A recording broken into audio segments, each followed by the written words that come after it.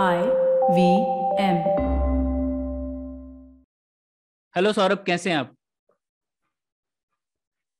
हे प्रणय, एकदम बढ़िया। तुम बताओ। सौरभ, अभी हम लोगों ने बजट पर के कुछ एपिसोड किए थे, तो हम लोग अक्सर ये हम्म। पब्लिक फाइनेंस, मतलब जो सरकार की आय खर्चे के बारे में पुलियाबाजी करते रहते हैं। बजट पे एपिसोड किया है, डिफेंस रक्षा मामलों पे कितना खर्चा करते हैं, पर हम लोगों ने ऐसे टुकड़ों टुकड़ों में बात किया ना, कभी रक्षा मामलों पर, कभी आय स्रोत और कर्जे पर एक एपिसोड किया था। लेकिन ये जो हम्म। सरकार के अकाउंट्स का विस्तार में विश्लेषण नहीं किया है हमने अभी तक, तो इस खामी को पूरा करना चाहिए, क्यों? बिल्कुल बिल्कुल बिल्कुल, तो इसके लिए कौन सा चुनिंदा गेस्ट चुन के लाए हो इस बार? हाँ बिल्कुल, तो हमारे पास इसके लिए परफेक्ट गेस्ट है। हमारे साथ है अवनी कपूर। अवनी फेलो है सेंटर फॉर पॉलिसी रिसर्च, काफी नामी गिरामी थिंक टैंक है। और वहां पे वो अकाउंटेबिलिटी इनिशिएटिव को हेड करती हैं, जो कि इन चीजों पर, पब्लिक फाइनेंस और पब्लिक स्टेट कैपेसिटी जैसे विषयों पर काफी कुछ रिसर्च करते हैं। तो अवनी, बहुत बहुत स्वागत है आपका पुलियाबाजी में। बहुत बहुत शुक्रिया प्रणय एंड सौरभ। सौरभ, आप दोनों के साथ मैंने काफी आप दोनों का काम देखा है, बट अभी पहली बार मुलाकात एटलीस्ट हो रही है वर्चुअली। तो मैं बहुत खुश हूँ आप लोगों से बात करने के लिए। बिल्कुल, नहीं नहीं, वी स्वागत आर है। Excited also. एकदम स्वागत है आपका पुलियाबाजी में। हाँ, तो सबसे पहले तो अवनी ये बताइए, आप बजट में रुचि क्यों लेने लगी, और क्यों? मतलब जनरली लोगों को बहुत बोरिंग लगता है बजट्स देखना, तो आपको क्यों इसमें रुचि आ गई? तो मुझे अभी भी याद है कि 2008 में मैंने सीपीआर ज्वाइन किया था। और उस टाइम मेरी बॉस ने मुझसे पूछा कि अच्छा अवनी, थोड़ा सा मुझे बता दो कि शिक्षा पर कितना पैसा स्कूलों तक पहुंचता है। मैंने हम्म। कहा चलो, मेरा पहला टास्क है, मैं अच्छे हम्म। से थोड़ा सा काम करती हूँ।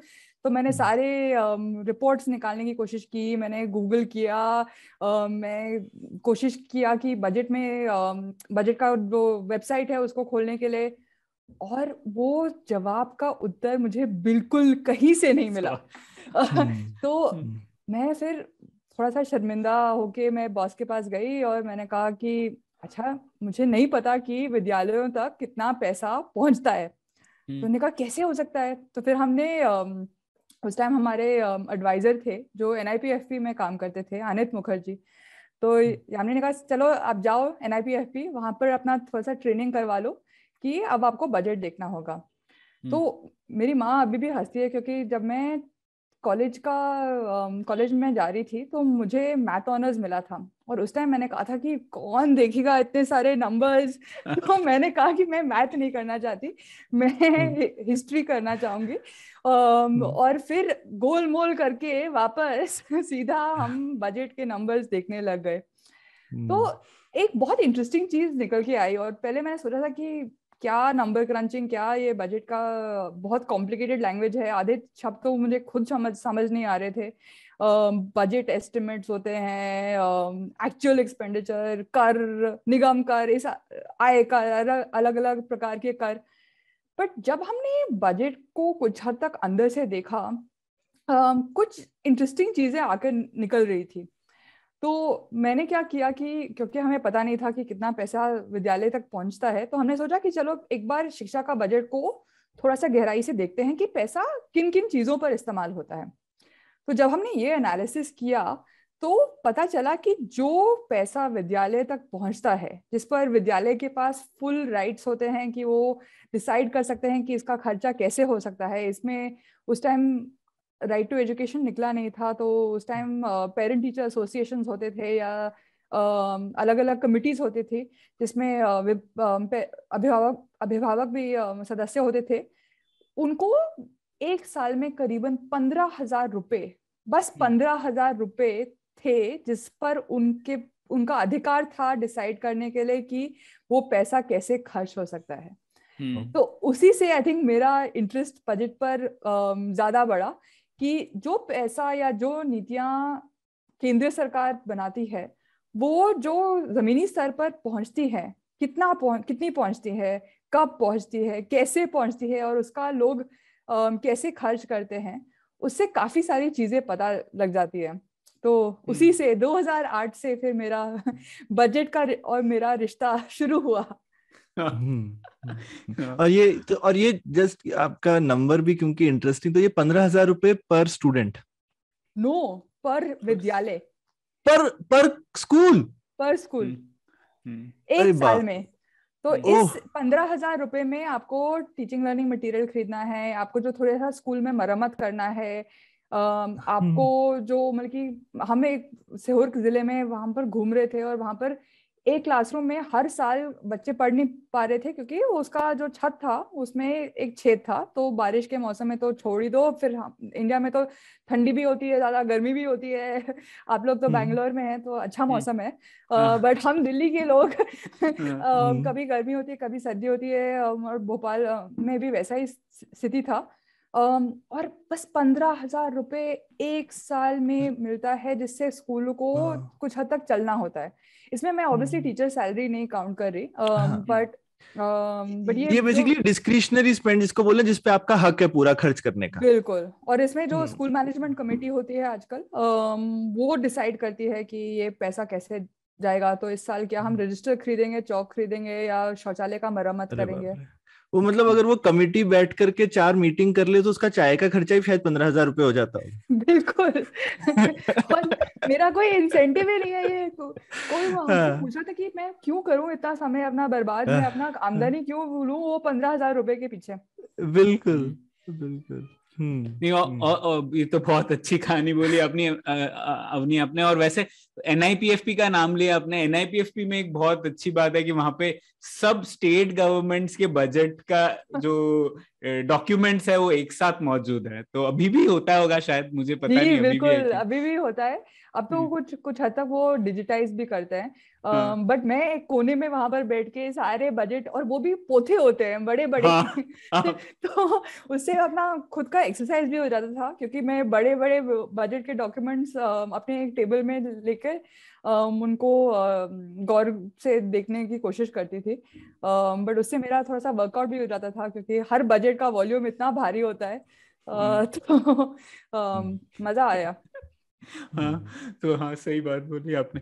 तो पहले इसी बात से शुरू करते हैं अवनी। अगर मोटे तौर पे हम लोग देखें केंद्र सरकार के बजट का, तो हम लोग को ये पता है कि केंद्र सरकार का बजट तकरीबन भारत की अर्थव्यवस्था का 13-14% होता है ना। तो उस 13-14% में कहाँ से रुपया आता है, ये 13-14%, और कहाँ जाता है मोटे तौर पे, तो किस तरीके से विभाजन कर सकते हैं हम?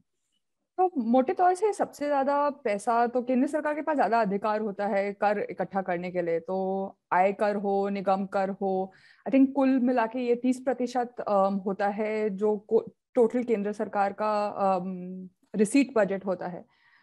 उसके साथ साथ आजकल तो जीएसटी बहुत बड़ा हो गया है। दोनों कंट्रोवर्शियल भी है और जरूरी भी है। तो जीएसटी भी एक इम्पोर्टेंट हिस्सा है जो पैसा केंद्र सरकार के पास आता है।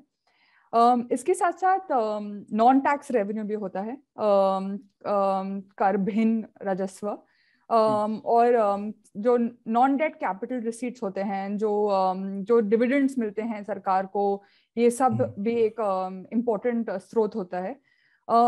एक बड़ा स्रोत, और आजकल इस पर काफी डिबेट हो रहा है, जो बोरोइंग्स होते हैं, उधार होता है। ये खासतौर से राज्य स्तर पर अभी काफी डिबेट चल रहा है, क्योंकि राज्य की जो डेट का स्थिति है वो काफी गंभीर है। बट केंद्र सरकार के पास ज्यादा पावर होता है बोरोइंग के लिए। तो बोरोइंग एक इम्पोर्टेंट स्रोत भी होता है। तो मोटा मोटा ये अलग अलग प्रकार के कर होते हैं। इसमें कस्टम ड्यूटी भी आता है, केंद्रीय उत्पाद शुल्क आता है। तो ऐसे उनके पास पैसा आता है। पैसा फिर कहाँ जाता है? एक चीज जो हमेशा जब भी मैं भी फाइनेंस मिनिस्टर की मीटिंग्स में गई हूँ, और वहां पर हमेशा ये कुछ हद तक एक मुश्किल स्थिति होती है केंद्र सरकार के पास भी, कि हम सब, मैं भी इसमें शामिल हूँ, हम सब कहते हैं कि अच्छा शिक्षा का बजट बढ़ाओ या स्वास्थ्य का बजट बढ़ाओ। बट ये जो जो उनके पास पैसा उपलब्ध होता है, एक तो लिमिटेड सोर्सेज होते हैं, और उसको कितना इंक्रीज करेंगे? अगर ज्यादा टैक्स बढ़ाएंगे तो लोग खुश नहीं होंगे सरकार से। बट उसके साथ साथ जो उनकी खर्चों की रिस्पॉन्सिबिलिटीज या जिम्मेदारी होती है, वो भी काफी हद तक जरूरी होती है। तो केंद्र सरकार उदाहरण के लिए रक्षा पर खर्च करता है। उनका काफी पैसा पेंशन्स पर भी जाता है, जो सैलरीज होते हैं उस पर भी जाता है। एक और एरिया होता है जो इंटरेस्ट पेमेंट्स होता है, जो ब्याज की का पेमेंट होता है। तो अगर हम ये सारे चीजें लें, जो सैलरीज हो या पेंशन्स हो या इंटरेस्ट पेमेंट्स हो, ये ज्यादातर कमिटेड लायबिलिटीज होती हैं जो कुछ करो या ना करो इन पर खर्चा करना ही पड़ेगा। तो जो पैसा और इसके साथ साथ एक और जरूरी चीज होती है जिसमें खर्चा करना होता है कि राज्यों को भी कर का एक हिस्सा देना होता है। तो करीबन 17% खर्चा केंद्र का इसमें जाता है। तो अगर हम ये 4 चीजें लें तो बाकी काफी कम पैसा बचता है। इसमें उनको सेंट्रली स्पॉन्सर्ड स्कीम्स होते हैं, तो जो काफी योजनाएं जो हर साल अनाउंस भी होती हैं, उस पर खर्चा होता है। केंद्र क्षेत्र की योजनाएं होती हैं, सब्सिडी होती है, आर्थिक सहायता होता है। तो ये कुछ चीजें हैं जिन पर केंद्र सरकार खर्चा करता है। अवनी, आपने 17% बोला, वो 14 फाइनेंस कमीशन में कुछ 40% के करीब का नंबर नहीं था ओवरऑल?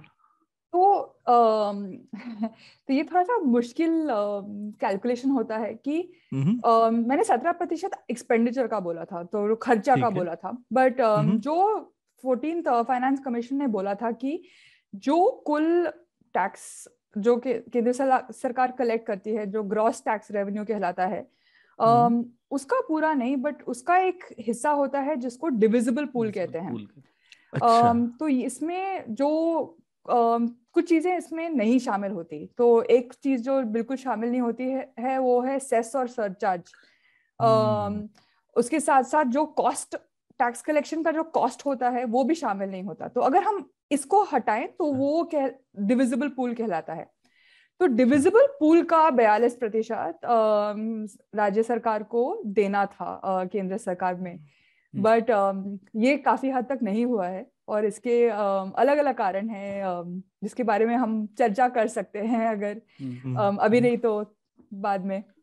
बिल्कुल। अच्छा। इस पे तो बात पर करेंगे। ये नंबर काफी अच्छा है कि मतलब 42% जो है वो फाइनली 17 हो जाता है। मतलब कोई सोचेगा चलो ठीक है भाई, सब खर्चे वर्चे निकाल के 10-12 और कम कर देते हैं, लेकिन आधे से भी कम हो जाता है, क्योंकि शायद इंटेंशन रफली ये होगा कि भाई स्टेट्स को करीबन मतलब 60-40 कर लो, तुम डायरेक्टली 60% खर्च करो, स्टेट्स अगर कुछ 35-40% खुद खर्च करना चाहे तो एटलीस्ट सुनने में ठीक लगता है। 17% तो थोड़ा मतलब चीटिंग वाला मामला लग रहा है। वो टैक्स रेवेन्यू का नहीं है, 17% है जो टोटल टोटल एक्सपेंडिचर का। हाँ। पर फिर भी मैं बोलूंगा ना, पूरे हिंदुस्तान के खर्चे का अगर आप 15-17, लेकिन आप ये बोल सकते हो इसमें शायद जो जीएसटी डायरेक्टली मिल रहा है स्टेट्स को वो इसमें शामिल नहीं है ना? तो जीएसटी, हाँ जीएसटी नहीं इसमें शामिल है। ठीक तो जीएसटी का भी 3 हिस्सा है ना, सेंट्रल, राज्य जीएसटी, केंद्र जीएसटी और आईजीएसटी। बट जो आपने अभी बात छेड़ी 14 वित्त आयोग का, मैं जरूर कहूंगी कि ये 42% डेफिनेटली नहीं मिल रहा है। और उसका 2 कारण है। एक मेन कारण है, तो जैसे मैंने कहा कि जो सेस और सरचार्ज होता है, उपकार और अधिभार कहलाते हैं, तो ये हमने देखा है कि केंद्र सरकार ने ये सेस और सरचार्ज काफी बढ़ाए हैं। तो 2010 में उदाहरण के लिए करीबन 11% था, 2018-19 में वो 15% हो गया है।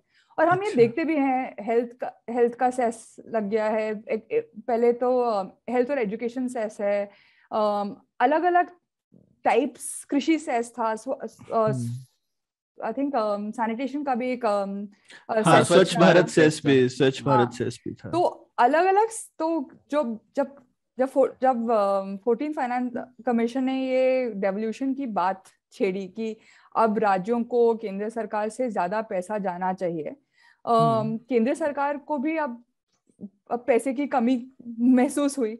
तो अगर वो खुद ज्यादा पैसा राज्यों की तरफ दे रहे हैं तो फिर उनके पास क्या बचा, एटलीस्ट ये जो आइडिया था। तो उन्होंने क्या करना शुरू किया कि ये जो सेस और सरचार्ज है वो बढ़ाने लग गए। तो इसका मतलब कि जो डिविजिबल पूल है वो श्रिंक होते जा रहा है। तो अगर डिविजिबल पूल श्रिंक हो रहा है तो मतलब कि ऑब्वियस बात है कि राज्यों को जितना मिलना चाहिए और जितना फाइनेंस कमीशन ने भी एस्टिमेट किया था उससे तो काफी कम हो गया है जो राज्यों को मिलता है कर का हिस्सा। और मेरे को हैरानी लगती है लेकिन कि राज्य ज्यादा हल्ला नहीं मचा रहे हैं इस चीज को लेकर के। ये तो थोड़ा सा उनके साथ में मतलब रूल बना करके फिर पीछे से जिसको बोलते हैं मैनिपुलेशन हो रहा है रूल्स का। हाँ, तो सौरभ इस पर बात करते हैं, लेकिन बहुत गहरी चर्चा करनी है इस पे, तो वो आते हैं हम लोग, क्योंकि इस चर्चा का जो अगला हिस्सा है उस पे हम लोग यही बात करेंगे, जो फिस्कल डिसेंट्रलाइजेशन पे। लेकिन उससे पहले मोटे तौर पे समझ ले तो अवनी ने समझाया कि क्या मुख्य स्रोत होते हैं केंद्र सरकार के पास और कहाँ पर पैसा जाता है।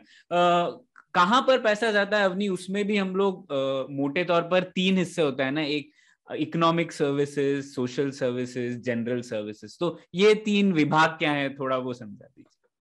तो हम अकाउंटेबिलिटी इनिशिएटिव में सबसे ज्यादा फोकस सोशल सर्विसेज पर करते हैं और इसमें ज्यादातर जो वेलफेयर स्कीम्स होते हैं, शिक्षा, स्वास्थ्य, पानी, ये सब इसके अंदर आता है। कोई काफी हद तक ये लोगों के जिंदगी में डायरेक्ट रिलेशनशिप होता है। ये मतलब की चीजें आप देख सकते हो, घर, नल, जल, पानी इत्यादि।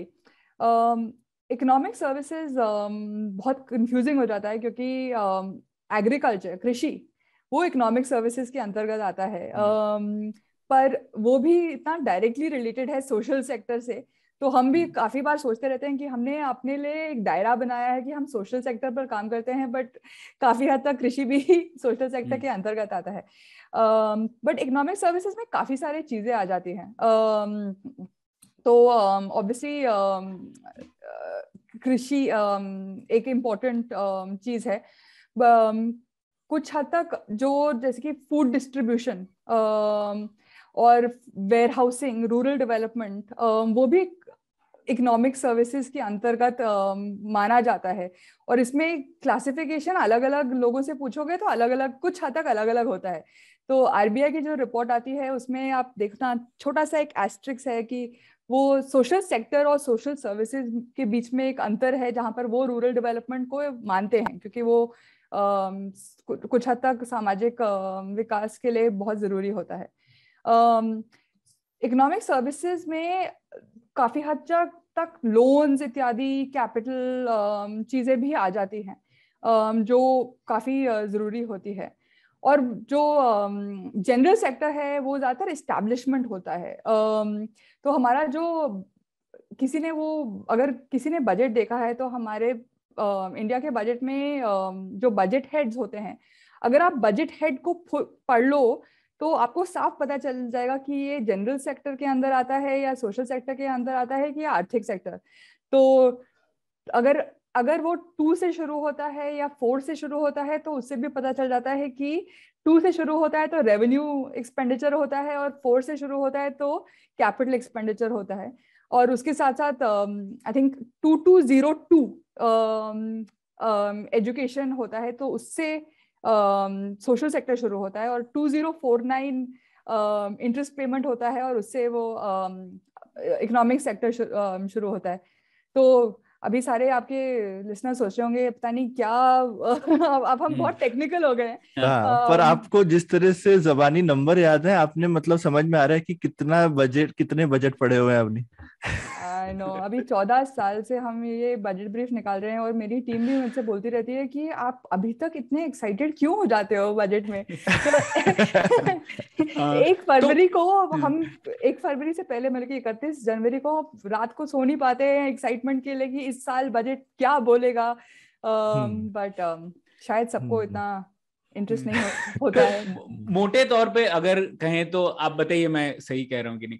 जनरल सर्विसेज मतलब सरकार खुद पर कितना खर्च कर रही है वो सारे एक्सपेंडिचर आ जाते हैं। तो जैसे डिफेंस है, तो सरकार खुद के डिफेंस जो मैकेनिज्म है, या फिर सुप्रीम कोर्ट, या फिर उस तरीके के जो खर्चे हैं, या फिर खुद सरकार नई कारें खरीद रही हैं वगैरह, ये सब जनरल सर्विसेज में आ जाता है। इकोनॉमिक सर्विसेज मतलब जो उत्पादन या फिर जो भी एक्टिविटीज है जिससे रेवेन्यूज जनरेट हो रहे हैं सोसाइटी का, तो एग्रीकल्चर, इंडस्ट्री, सर्विसेज, इस पे अगर सरकार कुछ खर्च कर रही है तो इकोनॉमिक सर्विसेज पे आ गया। और सोशल सर्विसेज मतलब जनरली वेलफेयर और लोगों की बेहतरी के लिए जो सरकार खर्च कर रही है वो सोशल सर्विसेज पे आ गया, मतलब हेल्थ, एजुकेशन, वाटर वगैरह। ये ठीक है ना, ये तीन? बिल्कुल बढ़िया, ठीक है। तो ये तीन मुख्य तौर से विभाजन है। अब आगे बढ़ते हैं। अवनी, ये सवाल था मेरे मन में भी, क्योंकि आप अकाउंटेबिलिटी इनिशिएटिव हेड करती है, तो अकाउंटेबिलिटी मतलब जवाबदेही, कैसे सरकार की बढ़ाई जाए। तो बजट के ज्ञान से राज्य की सक्षमता या फिर अकाउंटेबिलिटी, स्टेट कैपेसिटी वगैरह, ये कैसे समझ सकते हैं? ये लिंक क्या है और आप लोग कैसे काम करते हैं इस पर? तो सबसे पहले जैसे मैंने शुरुआत किया कि काफी हद तक बजट बताता है। अगर आप बजट के, तो हम उसको कहते हैं कि जैसे कि आप सोच रहे एक प्याज है, और प्याज को जैसे आप छीलते रहते हो, अलग अलग चीजें स्टेट के बारे में पता चल जाती है। तो जब आप मोटी तौर पर अगर आप देखते हो तो कुछ हद तक बजट बताता है कि बजट का कितना बड़ा साइज है, उससे पता चलता है कि कितना पावर है उस लेवल की, स्तर का। तो लोग कहते हैं कि आजकल केंद्र सरकार का बजट कुछ हद तक छोटा है, ऑब्वियसली राज्य सरकार का बजट ज्यादा होता है, इतने सारे राज्य भी हैं। तो साइज ऑफ द बजट कुछ हद तक साइज ऑफ दैट स्टेट और द लेवल ऑफ गवर्नेंस, वो एक आईना है जो बता सकता है।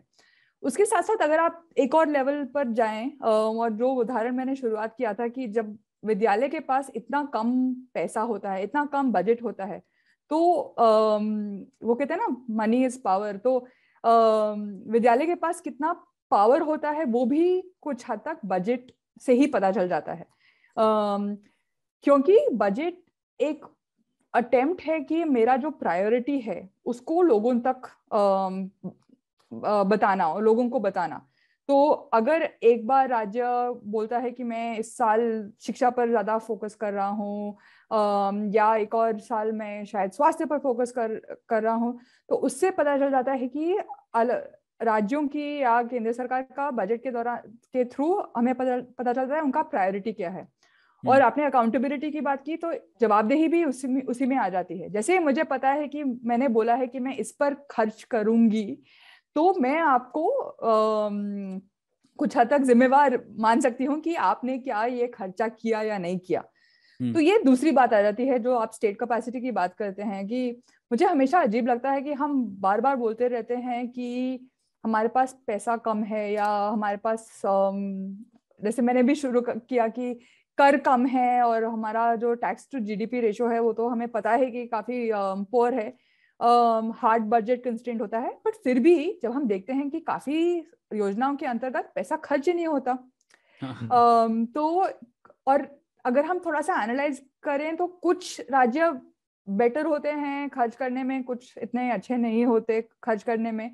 तो जो कैपेसिटी होती है काफी हद तक खर्च करने की, वो भी पता चलती है बजट को देखने के लिए। उसके साथ साथ आई थिंक जो योजना बनाने की बस ये बात हाँ, मैं लिसनर्स को और हाईलाइट करना चाहूंगा कि खर्च करने के लिए भी क्षमता चाहिए।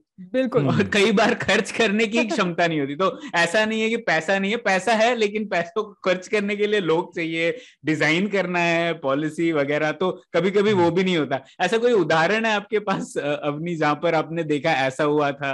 हाँ, तो एक बार हम सतारा जिले में काम कर रहे थे, और वहां पर सतारा एक महाराष्ट्र का एक जिला है।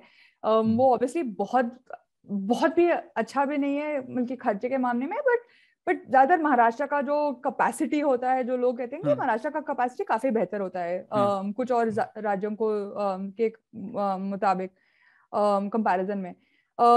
तो हमने जहां वहां पर देखा कि पता नहीं क्यों पैसा तो गया था जिला स्तर पर, बट एक भी रुपए खर्च नहीं हुए थे।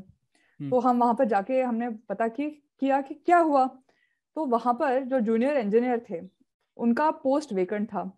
तो पैसा आया था कंस्ट्रक्शन एक्टिविटी के लिए, बट अगर आपके पास जूनियर इंजीनियर ही नहीं है तो आप कंस्ट्रक्शन एक्टिविटी हो ही नहीं सकती। तो अगर कंस्ट्रक्शन एक्टिविटी हो ही नहीं सकती तो पैसा कहाँ खर्च करोगे? तो अभी 2 साल पहले बिहार में भी हमने देखा कि जो विटामिन ए है, ड्रग्स जो बच्चों को और गर्भवती महिलाओं को दिया जाता है, उसका खर्चा नहीं हुआ। वहां पर पता चला कि टेंडरिंग का प्रोसेस ही नहीं हो पाया। तो अलग अलग चीजें होती हैं जो, जैसे आपने कहा कि वो राज्य की क्षमता बताती है।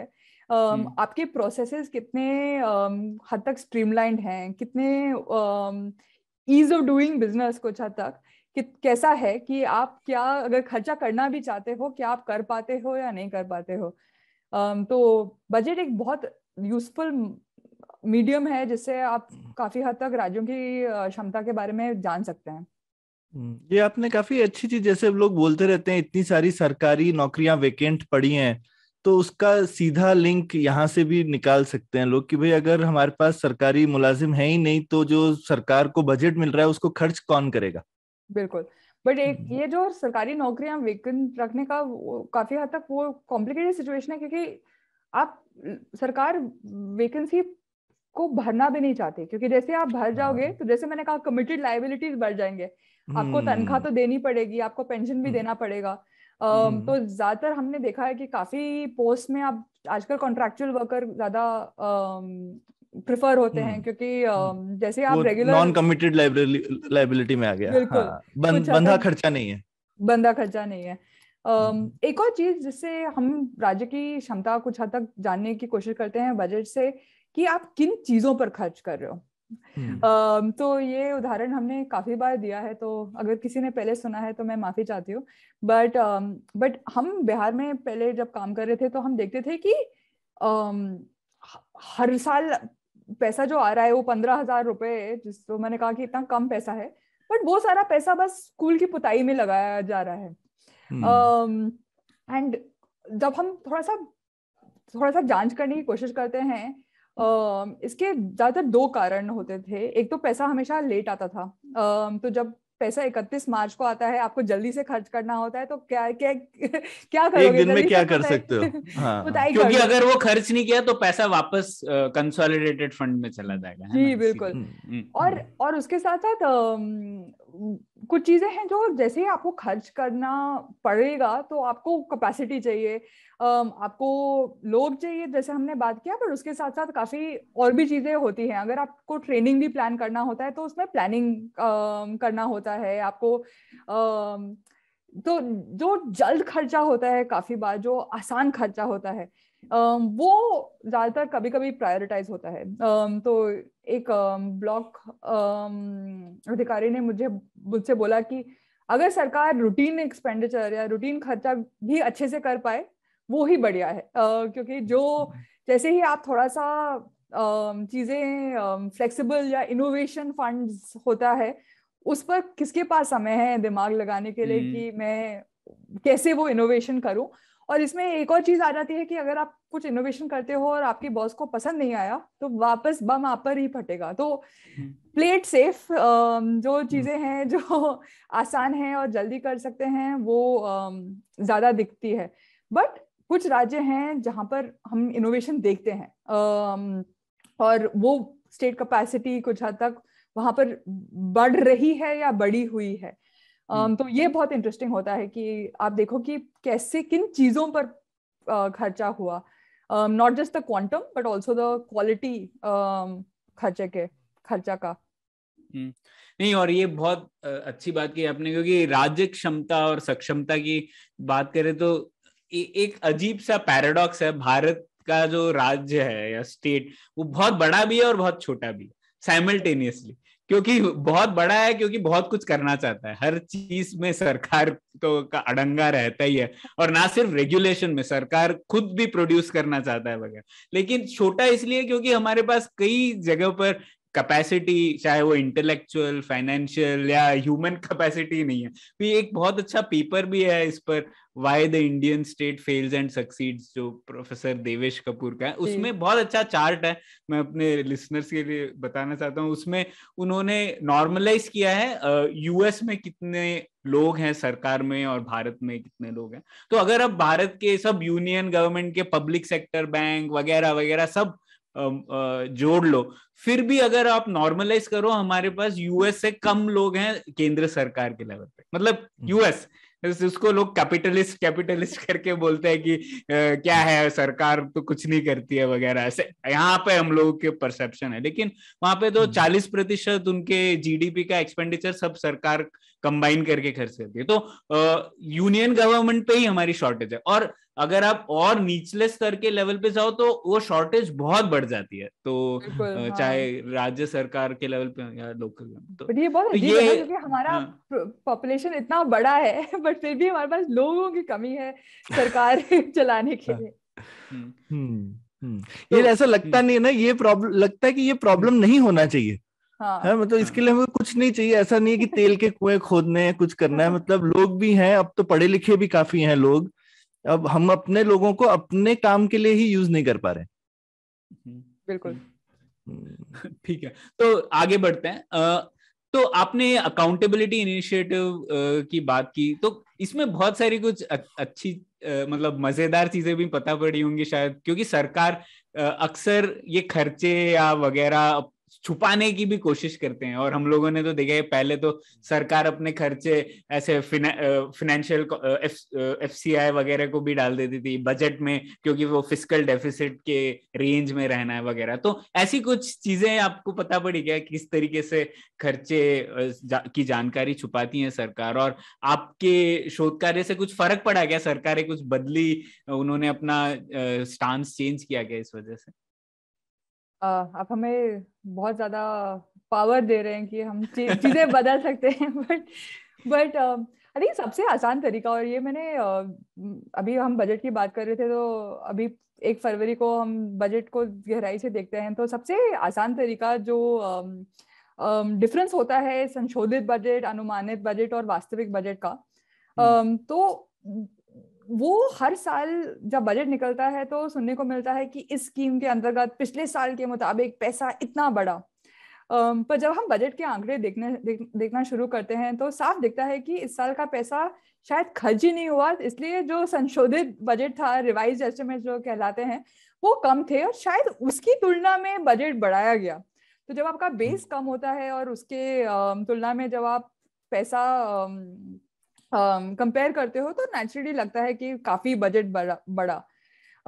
तो एक बार मैंने देखा था कि अलग अलग योजना के लिए वो सरकार कभी आरईज का कंपैरिजन आरईज के साथ कर रही थी, कभी आरईज का कंपैरिजन बीज के साथ कर रही थी उसी बजट स्पीच के अंतर्गत।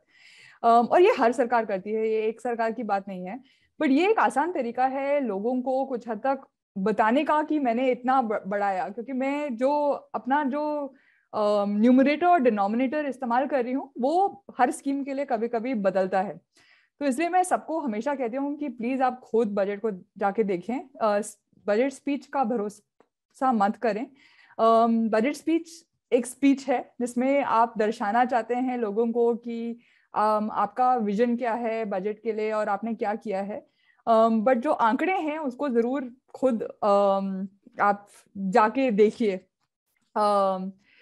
तो कुछ हद तक ये इसलिए मुमकिन होता है क्योंकि जो वास्तविक खर्च होता है वो तो 2 साल बाद ही पता चलता है। तो अभी जो 1 फरवरी को बजट आया है उसमें अब 2020-21 का वास्तविक खर्चा है, क्योंकि ये जो खर्चा है वो ऑडिट करना होता है और उसके साथ साथ इसलिए उसको समय लगता है। तो एक चीज तो ये है, तो बजट एस्टिमेट जो होता है उसको कभी इतना भी मायने मत रख दीजिएगा। फाइनली जब एक्चुअल वास्तविक खर्चा आएगा उसको देखिए, क्योंकि अनुमानित बजट में हम काफी चीजें बोल सकते हैं और काफी चीजें छुपा सकते हैं, बट जो वास्तविक बजट आएगा उससे पता चलेगा कि पानी का पानी दूध का दूध क्या है। एक और तरीका, अवनी एक सेकंड इससे पहले कि आप आगे बढ़े, क्योंकि आप तो ये रोज करती है लेकिन हमारे लिसनर्स को शायद पता नहीं होगा, तो जो अनुमानित बजट है, बजट एस्टिमेट, तो अगर 1 फरवरी को फाइनेंस मिनिस्टर स्पीच दे रही हैं, तो वो अगले साल क्या हम लोग खर्च करेंगे उसका एक अनुमान लगाते हैं, तो वो होता है बजट 2022-23 का जो अनुमानित खर्च है वो बजट एस्टिमेट कहलाता है। रिवाइज एस्टिमेट इस साल का खर्चा कुछ हद तक उसका एक एस्टिमेट है, कुछ हद तक एहसास है कि हम वो देखते हैं कि अभी तक करीबन अक्टूबर नवंबर तक कितना खर्च हुआ, और फिर एक एस्टिमेट लगाते हैं कि अच्छा साल खत्म होने तक हम कितना खर्च कर पाएंगे। इसमें कभी कभी अगर कोई एडिशनल ग्रांट्स वगैरह साल के दौरान अनाउंस होते हैं, कभी कभी नई स्कीम अनाउंस होती है, तो वो सब भी रिवाइज एस्टिमेट्स के अंदर आता है। तो एक और तरीका जो छुपाने का होता है और वो होता है कि कुछ हद तक एक लेवल की जानकारी दूसरी लेवल की जानकारी किस लेवल पर जानकारी होती है वो हमेशा पता नहीं लगती। तो हम काफी बार RTIs फाइल करते हैं। उदाहरण के लिए ICDS स्कीम में जो बाल विकास योजना है उसके अंतर्गत बच्चों के लिए पोषाहार आता है, और ये पोषाहार जो आता है उसका 50% आधा हिस्सा केंद्र सरकार देता है और आधा हिस्सा राज्य सरकार देता है।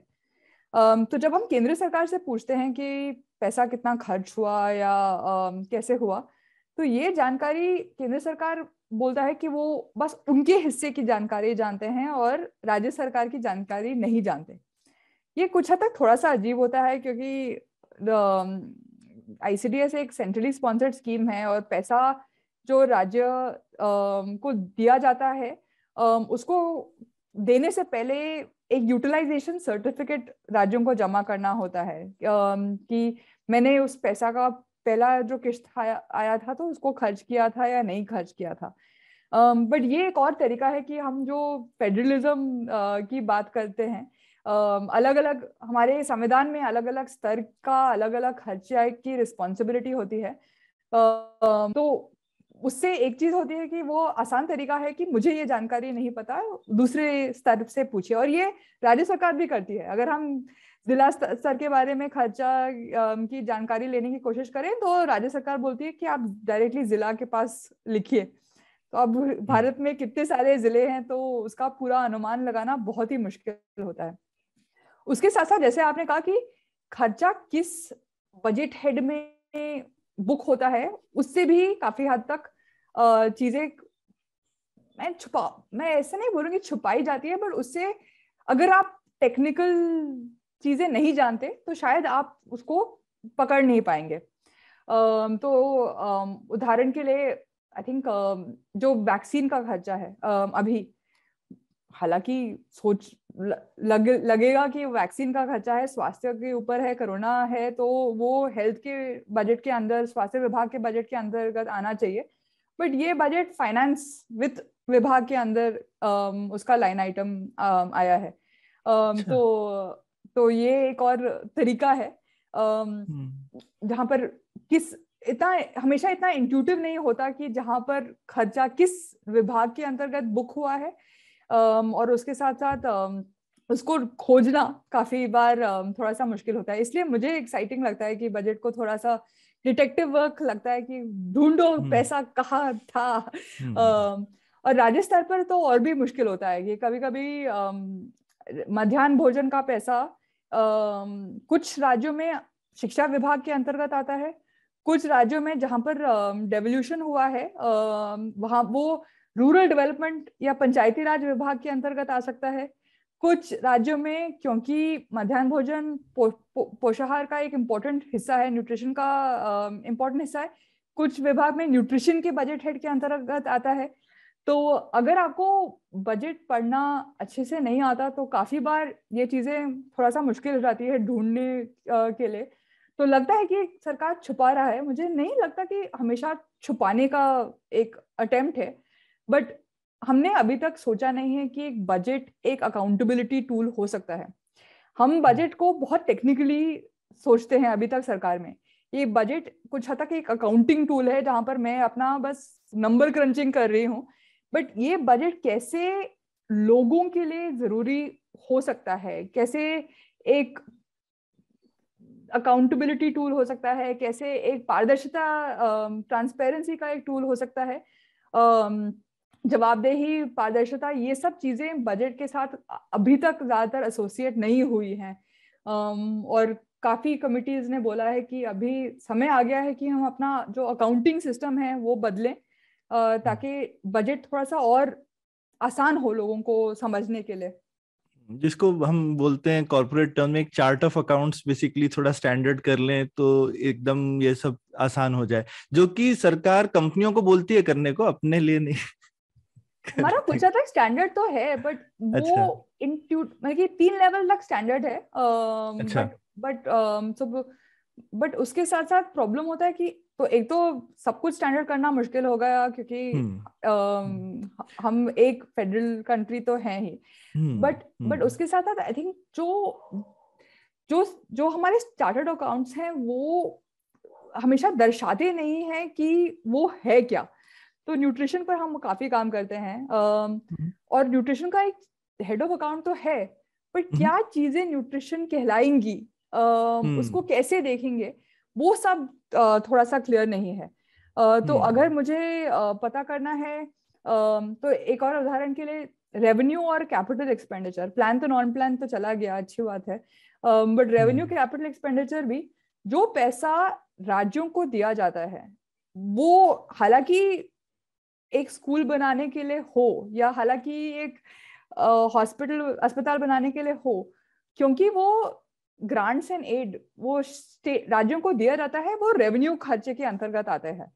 वैसे ही जो सेंट्रली स्पॉन्सर्ड स्कीम्स होते हैं, प्रधानमंत्री ग्राम सड़क योजना को देखो, ग्राम सड़क योजना आप सोचोगे वो कैपिटल है, हाँ, पर नहीं, उसका अगर आप बजट देखोगे तो कैपिटल एक्सपेंडिचर 0 दिखेगा, और वो सारा रेवेन्यू एक्सपेंडिचर के अंतर्गत आता है। वो मान के चलते हैं कि गांव की सड़कें तो हर साल खराब हो ही जाएगी ना हर मॉनसून में बह जाने वाली है तो रेवेन्यू में डाल देते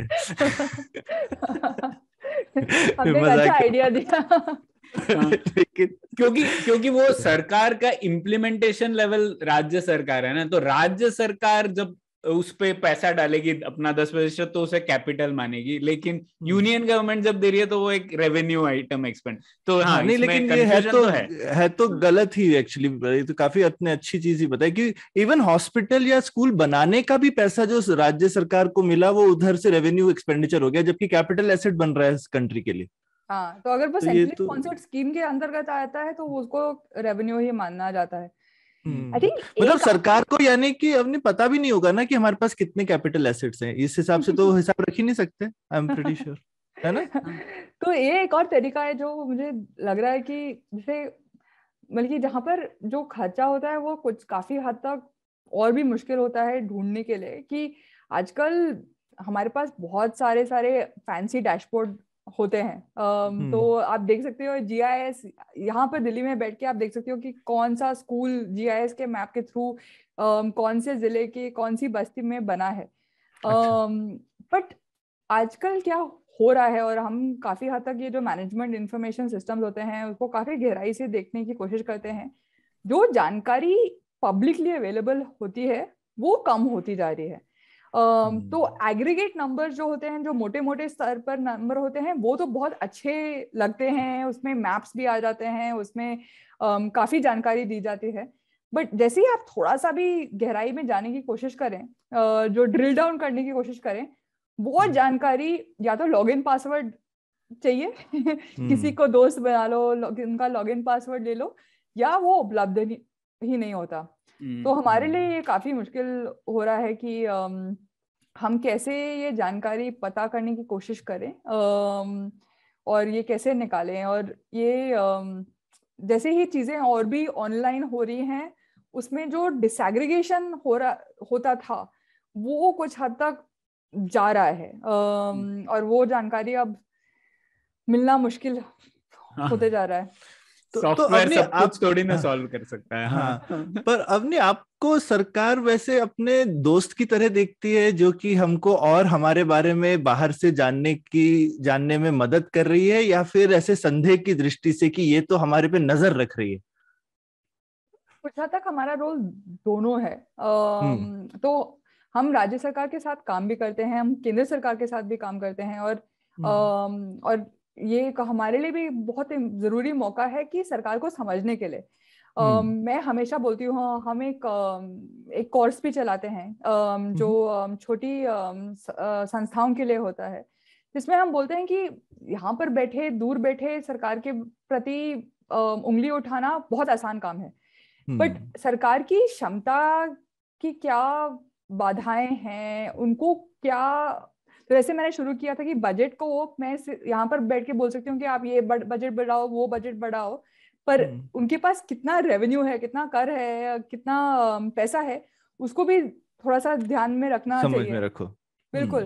तो आई थिंक कि एक बहुत जरूरी काम है, अगर आप अकाउंटेबिलिटी पर काम करते हो तो थोड़ा सा समझो कि जो स्टेट कैपेसिटी होती है, जो राज्य की कैपेसिटी होती है, अलग अलग लेवल की, उनको क्या क्या दिक्कतें आती हैं, उसको समझने की कोशिश करना बहुत जरूरी है, ताकि आपके जो एक्सपेक्टेशंस है और डिमांड्स हैं कुछ हद तक रियलिस्टिक भी हो जाए, बट आप भी कभी कभी थोड़ा सा सपोर्ट कर सकते हैं, या तो कैपेसिटी बिल्डिंग प्रोग्राम रन करने की कोशिश कर सकते हैं, या एटलीस्ट लोगों तक वो जानकारी पहुंचाने की कोशिश कर सकते हैं जो शायद सरकार खुद नहीं पहुंचा सकती।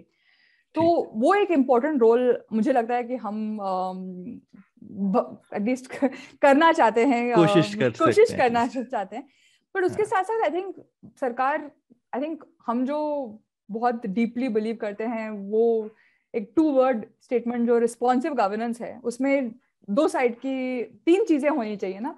इसमें नागरिक होने चाहिए जिनको अवेयरनेस होना चाहिए, जागरूकता होनी चाहिए अपने राइट्स और रिस्पॉन्सिबिलिटीज के बारे में, ताकि वो अपने सर्विसेज डिमांड कर सके सरकार को, और सरकार भी उसी समय उनके पास भी क्षमता होनी चाहिए कि वो डिमांड्स को फुलफिल करने की कोशिश करें, या नहीं तो एक तरफ से डिमांड आ रही है पर दूसरी तरफ से या तो कैपेसिटी नहीं है, तो उसको हम कैसे ब्रिज कर सकते हैं, उस पर हम काम करते हैं। तो उसी समय आपने कहा कि कुछ हद तक हमारा रोल ये भी है कि जो सरकारी जानकारी है लोगों पब्लिक तक पहुंचाने की कोशिश करना, जमीनी स्तर की जो ग्राउंड रियलिटी होती है वो भी लोगों तक पहुंचाने की कोशिश करना, और उसी साथ साथ सरकार को भी बताना। मुझे हमेशा पहली बार जब हमने स्टडी की थी तो मुझे थोड़ा सा अजीब लगा कि हमने सरकार से खुद का उनका ही डेटा लिया, उसी को एनालाइज किया और फिर वापस उन्हीं को हम बताने की कोशिश कर रहे हैं, और मैंने सोचा था कि उनको तो पता होगा, मैं कौन होती हूँ उनको बताने के लिए। बट बहुत इंटरेस्टिंग है कि सरकार भी काफी हद तक ओपन होती है, क्योंकि उनको नहीं हमेशा पता, और फेयर इनफ, इंडिया बहुत बड़ा देश है। अगर आप दिल्ली में बैठे हो आपको शायद नहीं पता कि बस्तर जिले में क्या हो रहा है खर्चे को लेकर, इस विद्यालय में क्या हो रहा है। तो हमारा कुछ हद तक रिस्पॉन्सिबिलिटी है, जिम्मेदारी है कि ये जानकारी सरकार तक भी पहुंचाने की कोशिश करे। और इंटरेस्टिंग है कि सरकार भी आती है और हमें बोलती है कि आप जाके हमारे लिए एक सर्वे करो, क्योंकि जैसे हम जानकारी पूछते हैं तो हमेशा वो जानकारी कुछ हद तक सैनिटाइज होके आती है। उन्होंने मुझे खुद बोला, पर अगर आप एक थर्ड पार्टी होके, इंडिपेंडेंट होके आप वो जानकारी लेने की कोशिश करो, ताकि हमें भी पता चले असलियत पता चले कि क्या चल। बिल्कुल। तो काफी इंटरेस्टिंग है कि काफी बार हमें मौका मिला है कि राज्य के अलग अलग लेवल के, तो जिला स्तर पर, केंद्र सरकार पर, राज्य स्तर पर, जहाँ पर सरकार हमारे पास खुद आई है कि और बोलिए कि आप हमें जो जमीनी स्तर पर हो रहा है वो थोड़ा सा बताइए, या हमारे स्टाफ से भी पूछ के बताइए कि उनको इसके बारे में उनका सच्ची अनुभव क्या है। तो स्वच्छ भारत अभियान को लेकर वहां पर जब बहुत सारा प्रेशर था कि जल्दी जल्दी टॉयलेट्स बनाने के लिए, तो वहां पर हमें एक मौका दिया गया कि आप जाके बीडीओ से बात कीजिए, आप पंचायत सेक्रेटरी से बात कीजिए, सचिव से बात कीजिए, और थोड़ा सा समझिए कि वो ओडीएफ के बारे में क्या समझते हैं, वो अपने रोल के बारे में क्या समझते हैं, और वो आप ही कर पाएंगे क्योंकि आप इंडिपेंडेंट हैं, आप थर्ड पार्टी हैं, तो वो भी मौका मिलता है। तो आई थिंक आप किससे पूछ रहे हैं या किस समय पूछ रहे हैं, शायद उत्तर अलग आएगा कि आप सरकार हमें कैसे एग्जैक्टली देखती है। ठीक है। हाँ, तो अब इससे हमें थोड़ा मोटे तौर पर केंद्र सरकार के बजट से हमें क्या क्या जानकारी मिल सकती है उसके बारे में पता पड़ गया। अब अगले हिस्से में आते हैं, और इस बार हम लोगों को बात करनी थी फिस्कल डिसेंट्रलाइजेशन, मतलब वित्तीय विकेंद्रीकरण के बारे में। और यहीं पे हम लोग बात आ जाती है केंद्र, राज्य और हमारी जो लोकल गवर्नमेंट है उसके बारे में। तो सबसे पहले अवनी, एक आम इंसान के रोजमर्रा के जीवन में कौन सी लेवल की सरकार ज्यादा मायने रखती है आपके हिसाब से? आम इंसान के लिए सरकार वो होती है जो आप देख सकते हो, जो आपको सुविधा पहुंचाती है, और वो ज्यादातर स्थानीय सरकार या लोकल गवर्नमेंट ही होता है। हमारे संविधान में अलग अलग स्तर के लिए अलग अलग जिम्मेदारी है, और जो स्थानीय स्तर होती है उसकी जो जिम्मेदारी होती है वो काफी हद तक हमें डायरेक्टली अफेक्ट करती है, जैसे स्वच्छता, स्ट्रीट लाइट की व्यवस्था, नल जल की व्यवस्था इत्यादि। इसमें भी पर दो भाग होते हैं। तो उदाहरण के लिए अगर आप गांव में रहते हो तो आपका सबसे पहला अनुभव सरकार का आपके ग्राम पंचायत में होता है। जैसे कि सरपंच हो, सचिव हो, कुछ हद तक एएनएम हो या बीडीओ भी हो। इन्हीं लोगों के पास अधिकार होता है कि आपको राशन दे या ना दे, आपको आपका नाम शौचालय या घर के लिस्ट में आया है या नहीं आया है। और कोरोना के दौरान हमने देखा था कि आई थिंक 2.5 लाख से अधिक ग्राम पंचायत जो हैं, और आई थिंक 10 लाख से अधिक जो फ्रंटलाइन कार्यकर्ता हैं, आशा, एएनएम, उन्होंने इतनी महत्वपूर्ण जिम्मेदारी और भूमिका निभाई कि सरकार लोगों के घर तक पहुंच पाई। मध्याह्न भोजन नहीं बट रहा था क्योंकि विद्यालय बंद थे, बट फिर भी राशन लोगों के घर तक पहुंच पाया। वैसे ही मास्क भी लोगों के घर तक पहुंच पाया। शहरी इलाकों में थोड़ा सा फर्क है। आई थिंक कुछ हद तक शहरी इलाकों में प्राइवेटाइजेशन ज्यादा है, लोगों का रिश्ता अपने वार्ड काउंसलर से थोड़ा सा कमजोर है। और कभी कभी रेजिडेंट वेलफेयर एसोसिएशन की मदद लेनी पड़ती है अपने काउंसलर तक पहुंचने के लिए। मुझे याद है कि 2018 में एक सर्वे हुआ था आप ही के पास, Azim Premji university I think और लोकनीति ने एक सर्वे किया था। ये 12 राज्यों में सर्वे हुआ था, करीबन 24,000 लोगों के पास वो गए थे, और उन्होंने कहा था कि आप किसके पास जाओगे। और वहां पर ग्रामीण क्षेत्र के लोगों में वहां पर 32%, 32% लोगों ने बोला था कि वो सरपंच के पास जाएंगे। बट शहरी इलाकों में 19% लोगों ने बोला था कि वो वार्ड काउंसलर के पास जाएंगे। तो थोड़ा सा अगर आप ग्रामीण क्षेत्र में या शहरी इलाके में रहते हैं थोड़ा सा फर्क आता है। बट मोटा मोटा उस सर्वे के में भी एक चीज तो साफ निकल के आई थी कि लोकल सरपंच या काउंसलर के पास ज्यादा लोगों के साथ रिश्ता होता है, ना कि एमएलए और एमपी का।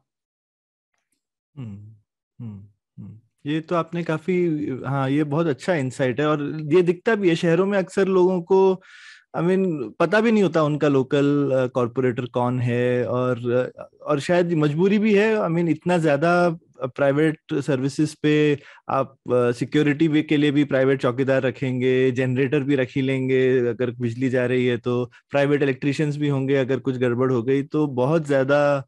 और ये शायद हम नहीं देखते हैं कि लोगों की बहुत एक्सपेक्टेशन रहती है सरकार से, लेकिन मूलभूत चीजों के लिए लोग खुद भी खर्चा कर रहे हैं।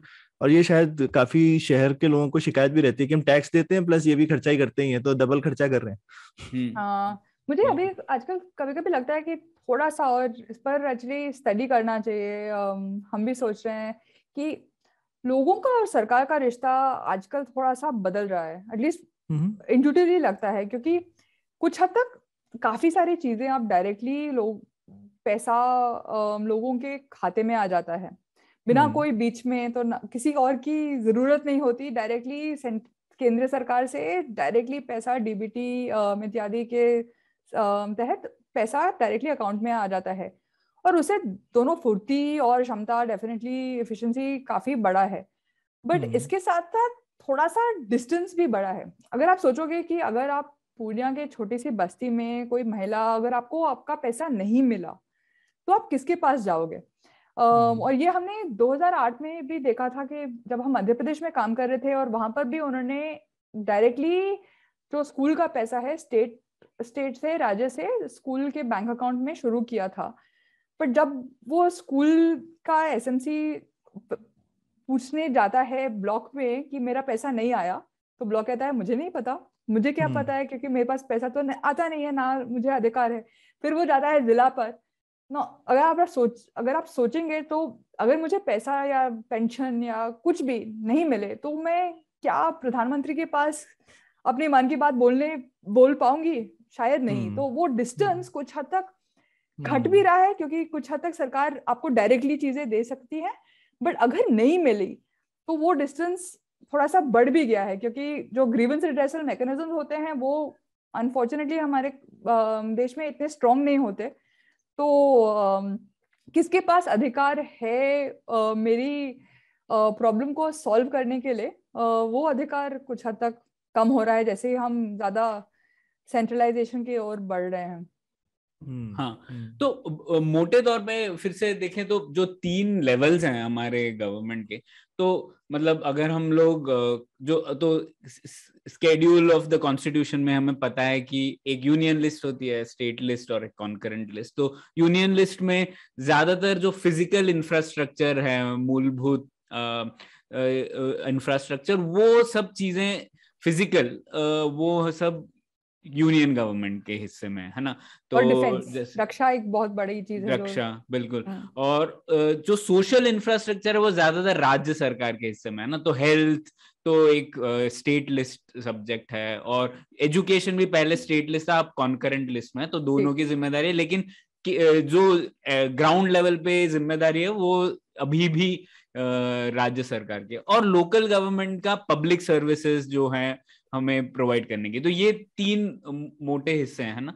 लेकिन इसमें हम लोग बहुत वित्तीय तौर पे तो हम लोग बहुत ही पिछड़ गए इसमें। मतलब जैसे हम लोग देखते थे कि जवाहरलाल नेहरू या फिर सुभाष चंद्र बोस, ये सब लोग लोकल गवर्नमेंट्स के कुछ मेयर वगैरह से इलेक्ट होके उन्होंने अपनी पदार्पण किया इस पॉलिटिक्स में, और फिर वो इतने हाई लेवल्स पे पहुंचे। लेकिन अभी हम लोग देखते हैं कि हमारा जो लोकल गवर्नमेंट लेवल है वो पूरी तरीके से टूटा हुआ है। और इसके लिए सरकार ने बहुत कुछ किए भी। आपने जैसे कहा कि अब रिस्पॉन्सिबिलिटी दी है लोकल गवर्नमेंट्स को, लेकिन वित्तीय तौर से कुछ भी उनको बंटवारा तो हुआ ही नहीं है पैसों का।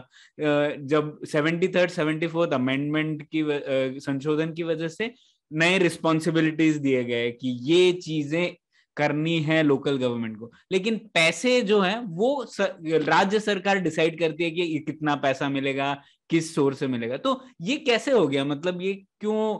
अगर आपके पास पैसे ही नहीं है तो आप कैसे डिसाइड कर सकते हैं? हम लोग बैंगलोर में भी देखते हैं 10,000 करोड़ तकरीबन का बजट बनता है हर साल, उसमें से 5,000 तो राज्य सरकार के देती है। तो राज्य सरकार एक साल देगी, नहीं देगी, राज्य सरकार देगी उनको जो उस पर खर्च करना है वगैरह।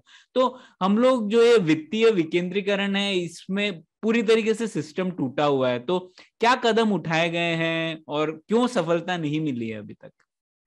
तो जैसे आपने बिल्कुल सही कहा कि संविधान के मुताबिक काफी सारे कदम हुए हैं, जो कर की रिस्पॉन्सिबिलिटी डिवाइड हुई है, उसके साथ साथ जो खर्चे की रिस्पॉन्सिबिलिटी है वो भी हुई है, जो शेड्यूल्स हैं वो क्लियरली डिफाइंड हैं।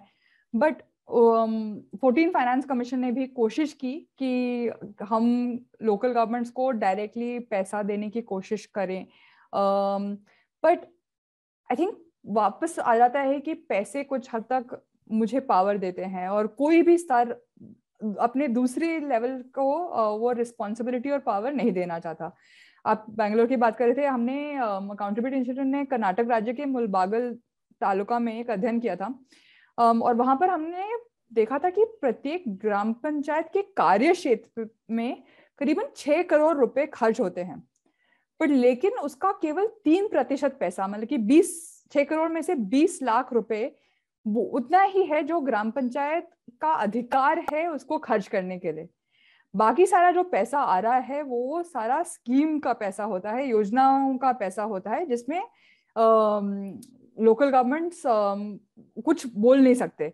तो कर्नाटक स्टडी में हमने देखा था कि प्रत्येक ग्राम पंचायत में करीबन 52%, 52% का हिस्सा शिक्षा और पीडीएस पर खर्च हो रहा था, और ये कमाल की बात यह है कि ग्राम पंचायत को उन कार्यों पर ज्यादा निगरानी रखने का अधिकार भी नहीं था। तो हम ज्यादातर पैसा काफी हद तक बांधने की कोशिश करते हैं और ये कुछ हद तक एक कंट्रोल का एक हिस्सा है। हम बार बार कहते हैं कि लोकल गवर्नमेंट्स के पास क्षमता नहीं है पैसा खर्च करने के लिए, बट ये ऑलमोस्ट एक catch-22 हो जाता है कि अगर आप पैसा देते भी नहीं है तो आप क्षमता बढ़ाने के लिए क्या कर रहे हैं। अगर आपके पास पैसा ही नहीं है तो आप खर्चा कैसे करेंगे, अपना ग्राम पंचायत का प्लान कैसे बनाएंगे और उसको इम्प्लीमेंट कैसे कर पाएंगे। तो ये एक बहुत बड़ी समस्या है और आई थिंक और जैसे मैंने कहा हर लेवल कंट्रोल करने की कोशिश करता है। केंद्रीय सरकार राज्य सरकार को पैसा देना नहीं चाहता, या अगर देता है तो ज्यादातर सेंट्रली स्पॉन्सर्ड स्कीम्स या स्कीम्स के जरिए देना पसंद करता है, क्योंकि उससे फिर उसको थोड़ा सा और कंट्रोल मिलता है। वैसे ही राज्य सरकार स्थानीय सरकार को पैसा देना नहीं चाहता और जब देता है तो कुछ हद तक स्कीम्स के थ्रू ही देता है। ये बहुत प्रॉब्लमैटिक है और आजकल और भी मुश्किल हो रहा है, क्योंकि जब से जो प्लानिंग कमीशन था वो अब नहीं है, तो जो प्लानिंग की प्रक्रिया है वो काफी हद तक और भी कमजोर हुई है। स्टेट में पहले राज्य में प्लानिंग बोर्ड्स होते थे, आजकल बहुत कम राज्यों में प्लानिंग बोर्ड्स एक्टिव हैं। केरला में एक एक्टिव प्लानिंग बोर्ड है, कर्नाटका में कुछ हद तक प्लानिंग होता है, बट काफी राज्यों में जो फाइनेंस का फंक्शन है और प्लानिंग का फंक्शन है वो मर्ज किया गया है। और उसका मतलब ये है कि अगर कि फाइनेंस डिपार्टमेंट के पास बहुत सारा अधिकार हो गया है, बट फिर आप बहुत मुश्किल होता है कि आप एक थोड़ा सा ऊपरी स्तर पर व्यू लो कि इस जिले में या इस लोकल एरिया में मैं कैसा प्लान बनाऊं, मैं कैसे उनकी लोकल निजी स्थिति को देखते हुए उनको कितने पैसे की जरूरत है और कितना उनकी क्या क्षमता है, उसका कौन देख रहा है। और वो एक सवाल है जो एक्चुअली कोई ज्यादा नहीं देख रहा है। आई थिंक बहुत आसान है बोलना कि क्षमता कम है इसलिए सेंट्रलाइजेशन बेटर है, बट जैसे मैंने कहा कि क्षमता कम है तो क्षमता बढ़ाने की कोशिश भी करनी चाहिए। अभी तक जहां पर फंड्स दिए जाते हैं काफी बार फंक्शंस नहीं होते या फंक्शनरीज नहीं होते, तो फिर भी वो जो 3F जिसकी बात हुई थी, फंड्स फंक्शंस फंक्शनरीज, लोग होने चाहिए, पैसा होना चाहिए और अधिकार होना चाहिए खर्चा करने के लिए या कार्यान्वयन करने के लिए। अगर तीनों चीजें नहीं हैं तो हम कैसे एक्सपेक्ट कर सकते हैं कि लोकल गवर्नमेंट्स अपना काम कर पाए। इसमें प्रणय मेरे को तुमसे भी पूछना है, मे बी अवनी से भी, दोनों ये चीज में मेरे को एक हमेशा सवाल आता है दिल में कि जैसे जो लोकल गवर्नमेंट की हम सब बात बहुत करते हैं और उसमें ये दो चीज होती है कि या तो हम सेंट्रल गवर्नमेंट को गुहार लगाते तुम ये स्टेट गवर्नमेंट बहुत बदमाश है, इनको बाईपास कर दो, सीधे तुम लोकल गवर्नमेंट को पैसा दे दो। तो ये तो आप एक तरह से सेंट्रलाइजेशन को गुहार लगा रहे हो कि और सेंट्रलाइज हो जाओ ताकि ये बीच वालों को हम कटा दें, ठीक है। और या फिर जब हम स्टेट गवर्नमेंट को पैसा देते हैं तो फिर वो कहती है कि मैं अपने हिसाब से मैं डिसाइड करूंगा ना, ये भी तो एक डिसेंट्रलाइजेशन का तरीका है कि भाई फिर आप मत डिसाइड करो, हम डिसाइड करेंगे कि हमारा अगला लेवल कितना डिसेंट्रलाइज्ड हो, और उसमें हमको पता ही है ज्यादातर स्टेट गवर्नमेंट नहीं करती। तो ये अभी हम ऑर्गेनिकली जाए तो मे बी हर राज्य में हर किसी को अपनी स्टेट गवर्नमेंट को अकाउंटेबल बनाना चाहिए। कहीं कहीं पे मुझे लगता है हिंदुस्तान में हम भी ये शॉर्टकट चाहते हैं कि सीधे दिल्ली जाएं और दिल्ली से बोलें कि भैया एक चेक मार्क से तुम पूरे देश में कुछ कर दो। पर मे बी ये एक डिफिकल्ट चीज है और हमको मुश्किल तरीका यही है कि हर राज्य के नागरिकों को अपनी राज्य सरकार के ऊपर प्रेशर डालना पड़ेगा कि तुम डिसेंट्रलाइजेशन करो। तो ये तुम लोगों का क्या मत है इसमें? मैं सौरभ, आपने मुझे एक आइडिया दिया कि मैं भी प्रणय से सवाल पूछ सकती हूँ ना, तो मेरा भी एक सवाल है प्रणय मैं भी जोड़ रही हूँ कि कोरोना के दौरान काफी हद तक पंचायत का इम्पोर्टेंस बाहर निकला। अचानक हमारे पास, हम कोरोना वॉरियर्स को सेलिब्रेट कर रहे थे, हम बोल रहे थे कि हम एक राज्य हैं जहाँ पर हमारे पास, जैसे मैंने कहा, इतने 2.5 लाख से ज्यादा पंचायत हैं कि हम बहुत आसानी से लोगों तक पहुंच सकते हैं। पंचायत का रोल काफी हद तक बाहर निकला। क्या ये एक मौका है कि जो स्थानीय सरकार की का जो अभी तक हिस्ट्री रही है वो बदलने के लिए, और क्या बदलेगा या नहीं? हाँ, नहीं, आप लोगों को अब नहीं, आपको ज्यादा पता है इस पर, लेकिन जैसे मैंने सोचा इस पर, आपने जो एक स्टेटमेंट बोला था, मनी इज पावर, वहीं पे बात अटकती है। तो अगर हम लोग, रिस्पॉन्सिबिलिटी तो बहुत है, अगर हम लोग उनको पैसा ही नहीं दे पा रहे हैं, वो नहीं ठीक करेंगे, तब तक कोई भी डिसेंट्रलाइजेशन काम नहीं करेगी। तो मुझे लगता है जैसे अभी जीएसटी की बात कर ले हम लोग, जीएसटी में सरकार, केंद्र सरकार और राज्य सरकार ने अच्छे से बांट लिया है कितना पैसा देना है, और लोकल गवर्नमेंट को तो कुछ ठेंगा मिल रहा है, उनके पास जो अधिकार थे वो भी आपने छीन लिए। तो अगर हम लोग वो चीज फिक्स कर लेंगे कि जिस तरीके से रिस्पॉन्सिबिलिटीज हैं, उसमें से टैक्सेस का कितना डेवोल्यूशन लोकल गवर्नमेंट में है वो कॉन्स्टिट्यूशनली फिक्स हो जाए, तो प्रॉब्लम ये नहीं होगी। तो सौरभ, केंद्र सरकार का रोल तो होगा ही, क्योंकि कॉन्स्टिट्यूशनल चेंज लाना है तो लेकिन हाँ, हर साल गुहार लगाने की फिर जरूरत नहीं पड़ेगी, एक बार तो हमें फिक्स करना है। और ये भी मैं मानता हूँ कि हाँ, इसके लिए केंद्र सरकार तक वेट करना जरूरी नहीं है। जैसे अवनी ने कहा, केरला इसमें बेहतर चीजें करते हैं, और हमारे राज्य में भी, कर्नाटका में हेल्थ पर डेवोल्यूशन बहुत अच्छे से होता है, लोकल गवर्नमेंट को बहुत फ्रीडम है compare to other states pick करने का। तो शायद हर राज्य की जो सक्सेस है वो भी हमें सीखने की जरूरत है, जिससे कि हर राज्य पूछ पाए कि ठीक है, देखो हम लोग कैलिफोर्निया की एग्जांपल ना ले, पर अगर हम लोग मध्य प्रदेश में कोई ये देख पाए कि केरला में ही कैसे बदलाव हुआ है इससे, तो शायद रिलेटेबल होगा और हर इंसान अपने राज्य सरकार से सही सवाल पूछ पाएगा। लेकिन अभी हम लोग उस इक्विलिब्रियम में पहुंचे नहीं है, हम लोग राज्य सरकार से ही गुहार लगाते हैं। आपने देखा होगा, हमारा राज्य में 6 करोड़ लोग हैं, उसमें हमारे फिनेंस मिनिस्टर जो कि सीएम भी थे, वो एक फ्लाईओवर बैंगलोर में जो था उसके ऊपर बात कर रहे थे अपने स्पीच में। मतलब क्यों 6 करोड़ लोगों की आबादी वाला राज्य क्यों इस चीज पर बात कर रहा है? उनको और बड़ी चीजों के बारे में सोचना चाहिए। बिल्कुल बिल्कुल, ये तो बैंगलोर का जो मेयर है और कॉर्पोरेटर्स है उनको चिंता करनी चाहिए ना। तो हाँ, तो केंद्र सरकार का रोल रहेगा इसमें। बस यही है कि हम लोग एक बार गुहार लगाना चाहते हैं या हर साल गुहार लगाना चाहते हैं, उसके बारे में फिक्स करना पड़ेगा। और अवनी, जब आप बात कर रही हैं तो मुझे वो एक भारत के काफी फेमस पब्लिक फाइनेंस इकोनॉमिस्ट थे, राजा चलैया, उन्होंने बोला था ना, everyone wants decentralisation but only up to their own level. Exactly, सबको विकेंद्रीकरण चाहिए, लेकिन सिर्फ मेरे, उसके बाद मेरे से मत पूछो। तो छीनना पड़ेगा सौरभ, हाँ, ये तो छीनना ही पड़ेगा। तरीका नहीं है। ठीक है, ये सही बताया आपने। तो अब आते हैं हम लोग फिनेंस कमीशन पर, लेकिन क्योंकि ये बहुत चर्चा का विषय रहता है, तो ये जो वित्त आयोग है, ये एक संवैधानिक संस्था है। तो इसमें एक चीज है कि पैसा जो है वो केंद्र सरकार दे नहीं रही है राज्य सरकार को, ये राज्य सरकार का संवैधानिक अधिकार है। तो केंद्र सरकार कलेक्ट कर रही है, लेकिन संवैधानिक तरीके से डिसाइडेड है, जैसा अवनी ने बताया, 42% ऑफ डिविजिबल पूल, और वो जाता है राज्य सरकार को। और फाइनेंस कमीशन एक संवैधानिक संस्था जो डिसाइड करती है कि कितना जाना चाहिए, एक तो राज्य सरकार को 42% या 41%, और हर राज्य को कितना मिलना चाहिए, तो उसके बोलते हैं हॉरिजॉन्टल डिस्ट्रीब्यूशन। तो मध्य प्रदेश को कितना मिलेगा, कर्नाटका को कितना मिलेगा, वगैरह वगैरह। तो इसमें क्या बदलाव आए हैं अवनी पिछले कुछ सालों में? और जैसा कि आपने कहा, सरकारें उसमें भी कुछ कुछ घपला कर रही है, तो केंद्र सरकार और फाइनेंस कमीशन का क्या रिश्ता रहा है, और ये डिसेंट्रलाइजेशन के लिए क्यों इम्पोर्टेंट है? जैसे आपने कहा कि ये बहुत बहुत जरूरी बात है कि केंद्र सरकार राज्य सरकार को दे नहीं रही है, ये उनका हक है।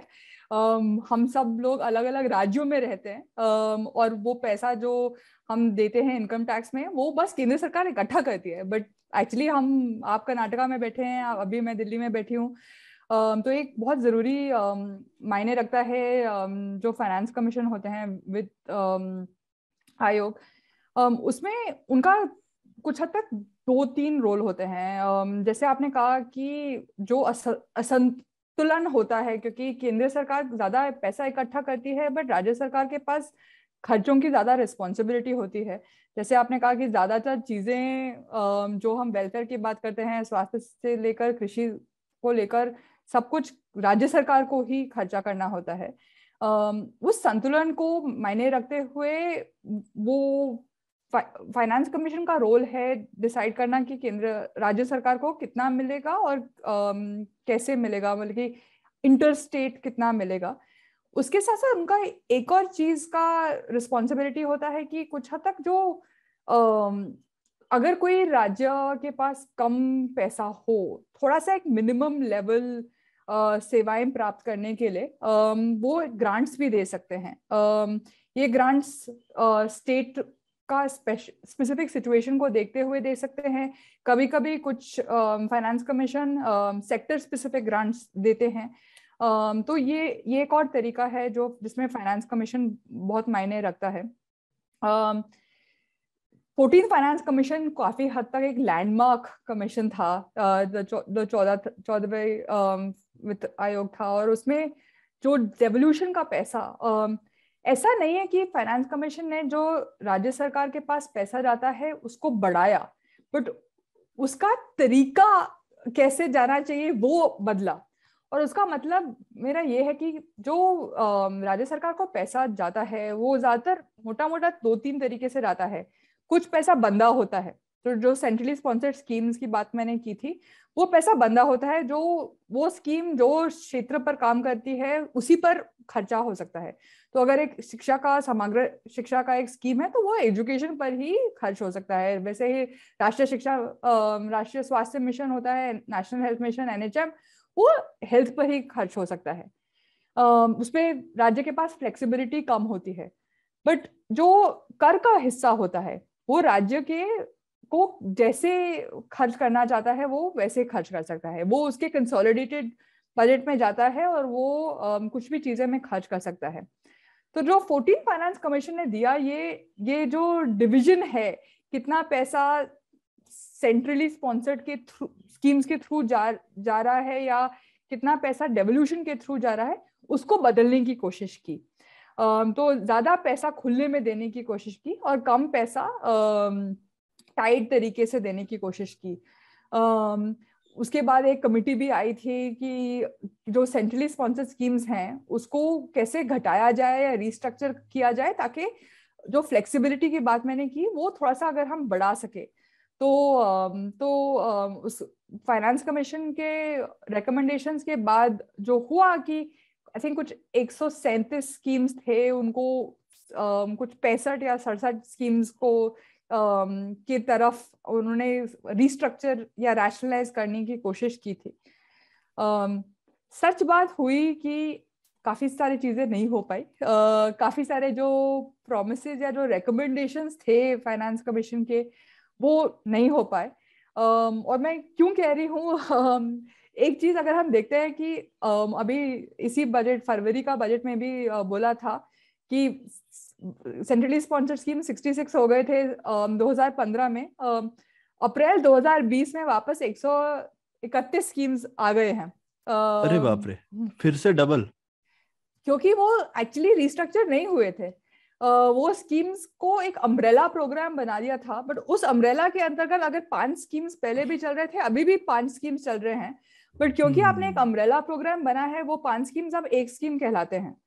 तो एक umbrella scheme on education, but उसके अंदर मध्याह्न भोजन भी या बाकी सारे स्कीम्स वैसे जैसे चल रहे थे वैसे ही हो रहे हैं। तो सब बोलते हैं नाम के वास्ते, बेसिकली नाम बदल दिए सिर्फ। बिल्कुल, नाम बदल दिया और वो नाम के वास्ते आपने तो लेकिन ये जो फाइनेंस कमीशन की रिकमेंडेशन तो बाध्य होती है ना, ये ऑप्शनल थोड़ी होती है कि आप करो या नहीं करो। तो ये कैसे ये गुठली कैसे देती है सरकार? तो जो कर का होता है वो तो फाइनेंस कमीशन की रिकमेंडेशन बाध्य नहीं होती। जो कर का होता है वो बल्कि डेवल्यूशन तो करना ही है, वो टैक्स डेवल्यूशन तो डेफिनेटली है। ज्यादातर केंद्र सरकार मान लेता है। बहुत कम ऐसे इंस्टेंसेस हैं जहां पर केंद्र सरकार ने फाइनेंस कमीशन का रिकमेंडेशन नहीं माना है। बट अभी जैसे कि 15 फाइनेंस कमीशन में एक हेल्थ का एक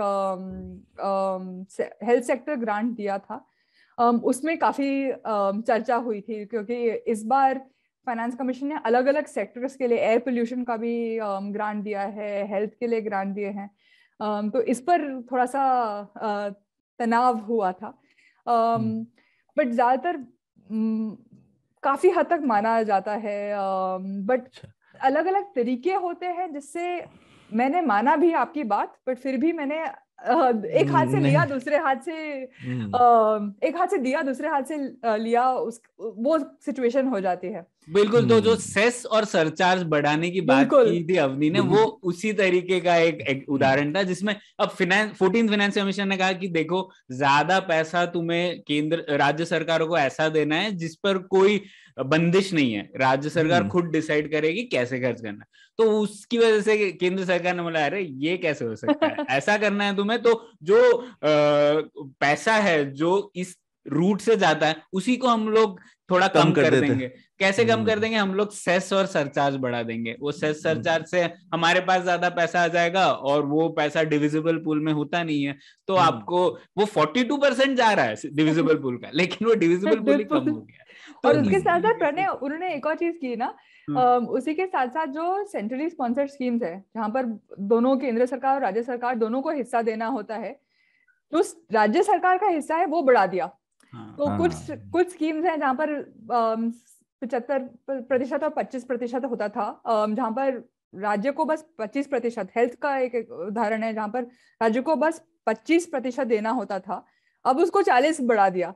तो उससे भी क्या होता है कि जो आपको खुला पैसा मिल रहा है वो आपको वापस स्कीम के अंदर जाना है एज आपका state share for centrally sponsored schemes. तो ये एक और तरीका है जहां पर वो खुला पैसा वापस बन गया। ये तो बहुत ही चालाकी वाला काम है, तिकड़म वाला काम है सौरभ। ये भी सब इतनी तिकड़म है और हम कहते हैं स्टेट कैपेसिटी नहीं है, ये सब करने की कैपेसिटी सब है। हाँ बिल्कुल। और सौरभ आप इसमें एक और विषय है जो आपने कहा था कि राज्य सरकारें क्यों प्रोटेस्ट नहीं करती इस पे, तो इसमें मुझे लगता है, अवनी आप बताइए आपको क्या लगता है। मुझे तो लगता है कि राज्य सरकारों का फोकस ही अलग रहता है। तो दो सवाल है ना इसमें, एक कि केंद्र सरकार राज्य सरकारों को टोटल कितना पैसा दे रही है, इसे हम लोग कहते हैं वर्टिकल डेवोल्यूशन, और दूसरा होता है हॉरिजॉन्टल डेवोल्यूशन, मतलब एमपी को कितना मिल रहा है, कर्नाटक को कितना मिल रहा है। तो हर राज्य सरकार सौरभ ये हॉरिजॉन्टल डेवोल्यूशन पे ही झगड़ते रहते हैं कि अरे यूपी को इतना पैसा कैसे मिल गया, वो क्या कर रहा है, यूपी में तो इतनी ग्रोथ ही नहीं हो रहा है, हमारी गलती थोड़ी ना। तो सब लोग, वो एक कहानी नहीं थी सौरभ, वो एक बंदर और दो बिल्लियों की रोटी बांटना रहता है, और उस तरीके का कुछ हिसाब है। तो ये राज्य सरकारें अपने अपने झगड़ रहे हैं कि नॉर्थ इंडिया और साउथ इंडिया डिवाइड है, नॉर्थ इंडिया हमारा पैसा खा रहा है, इस टाइप का डिस्कशन हो रहा है। लेकिन कोई ये नहीं कह रहा कि सब राज्य सरकार मिलके ये कहें कि वो 42% डेवोल्यूशन को 50% करो, 60% करो, वो चीज नहीं हो रही है। तो मुझे लगता है कि राज्य सरकारें एकजुट नहीं हो पा रही इस पे। तो जब तक एकजुट नहीं होंगी केंद्र सरकार, यही वो बंदर और दो बिल्ली वाली करती रहेगी। आपने बंदर बांट का इल्जाम लगा दिया सरकार। हाँ। आपको क्या लगता है अवनी? हाँ, एक और चीज मुझे बहुत अजीब लगती है, और हम जब सेंट्रली स्पॉन्सर्ड स्कीम्स की बात करते हैं तो बार बार आप कितने सारे कमिटी रिपोर्ट पढ़ लो, सब लोग कहते हैं, इस बार भी जब शिवराज चौहान जी की नीति आयोग ने एक कमिटी बनाई थी सेंट्रली स्पॉन्सर्ड स्कीम्स में, वहां पर अलग अलग राज्यों का आप पढ़ लो कि वो क्या कह रहे हैं। सब लोग कह रहे हैं कि सेंट्रली स्पॉन्सर्ड स्कीम्स हमें नहीं चाहिए, तो हमारा फ्लेक्सिबिलिटी इरोड करते हैं, हमें खुले पैसे चाहिए। बट फिर वापस लोगों को एक्चुअली सेंट्रली स्पॉन्सर्ड स्कीम चाहिए होता है। और हमने क्या किया था, यामिनी और मैं थोड़ा सा इसको स्टडी करने की कोशिश कर रहे थे कि वही जो आपने कहा कि लोग क्यों नहीं बोल रहे हैं कि हमें ये खुला पैसा चाहिए, ज्यादा उस पर ज्यादा प्रोटेस्ट क्यों नहीं हो रहा। और बहुत इंटरेस्टिंग बात है कि जो मैं अलग अलग राज्य में जाके उनके जो फाइनेंस सेक्रेटरीज थे उनसे थोड़ा सा बातचीत कर रही थी, तो सेंट्रली स्पॉन्सर्ड स्कीम्स का एक इम्पोर्टेंट मायने रखता है खासतौर से कुछ राज्यों के लिए, कि वो कुछ हद तक पैसा को रिंग फेंस कर लेता है कल्याण विकास के लिए। नहीं तो जो फाइनेंस डिपार्टमेंट होता है उसको भी जो मुख्यमंत्री है उनकी योजना उनके के लिए पैसे निकालना होता है। जो हमने बात किया कमिटेड लाइबिलिटीज के लिए बचा बहुत कम। तो अगर हम सोशल वेलफेयर के बारे में सोचते हैं तो ज्यादातर काफी centrally sponsored scheme social welfare पर ही काम करते हैं। तो काफी लोगों ने बोला था कि ये एक आसान तरीका है पैसा बांधने के लिए, कि मुझे अब देना है अपना स्टेट शेयर, तो ये एक मौका है थोड़ा सा उसको रिंग फेंस करने के लिए। बट एक और चीज जो निकल के आई, और ये इंटरेस्टिंग डायनामिक्स है कि जो लोग सेंट्रली स्पॉन्सर्ड स्कीम्स चलाते हैं काफी हद तक उनका जो अकाउंटेबिलिटी होता है वो केंद्र सरकार की तरफ ज्यादा होता है। अगर आप सोचोगे कि काफी पहले जब सेंट्रली स्पॉन्सर्ड स्कीम्स शुरू हुए थे उसका जो फंडिंग मैकेनिज्म था, फंड फ्लो था, वो डायरेक्टली एक सोसाइटी बना ली थी, एक पैरेलल सोसाइटी बना ली थी। तो केंद्र सरकार वो सोसाइटी को पैसा जाता था, तो वो राज्य के कंसोलिडेटेड फंड के अंतर्गत नहीं आता था। तो ये एक अलग अकाउंटेबिलिटी चेन बन गई है। और जो काफी सरकारी अधिकारी होते हैं वो उनका अकाउंटेबिलिटी ज्यादातर केंद्र सरकार के प्रति ज्यादा होता है और ना कि अपने खुद के राज्य सरकार के प्रति। एक और कारण, और ये बहुत इंटरेस्टिंग डायनामिक है और काफी लोगों ने इसको स्टडी भी किया है, योजनाएं होती हैं जिससे मैं अपना लोगों को बता सकूं थोड़ा सा कि मैंने ये आपके लिए किया है, क्योंकि वो विजिबल होती हैं। स्कूल बनाया है, मैंने शौचालय बनाया है। तो ये जो क्रेडिट लेने की बात होती है, हमने देखा है इलेक्शन के दौरान सब लोग अपना फोटो चिपका लेते हैं। अभी भी इलेक्शन रिजल्ट्स आने वाले हैं, इलेक्शंस जारी हैं 5 राज्यों में।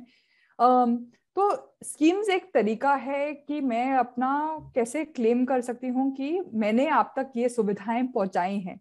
और इसमें भी बहुत इंटरेस्टिंग सेंटर स्टेट डायनामिक्स होता है, क्योंकि केंद्र सरकार कोशिश करता है कि क्योंकि सेंट्रली स्पॉन्सर्ड स्कीम्स डिजाइन होती है केंद्र सरकार के लिए कि केंद्र सरकार उसका क्रेडिट लेने की कोशिश करती है, बट वैसे ही राज्य सरकार भी उसका इक्वल क्रेडिट ले सकती है, क्योंकि जो इम्प्लीमेंटेशन होता है, जो क्रियान्वयन होता है, वो राज्य सरकार करती है।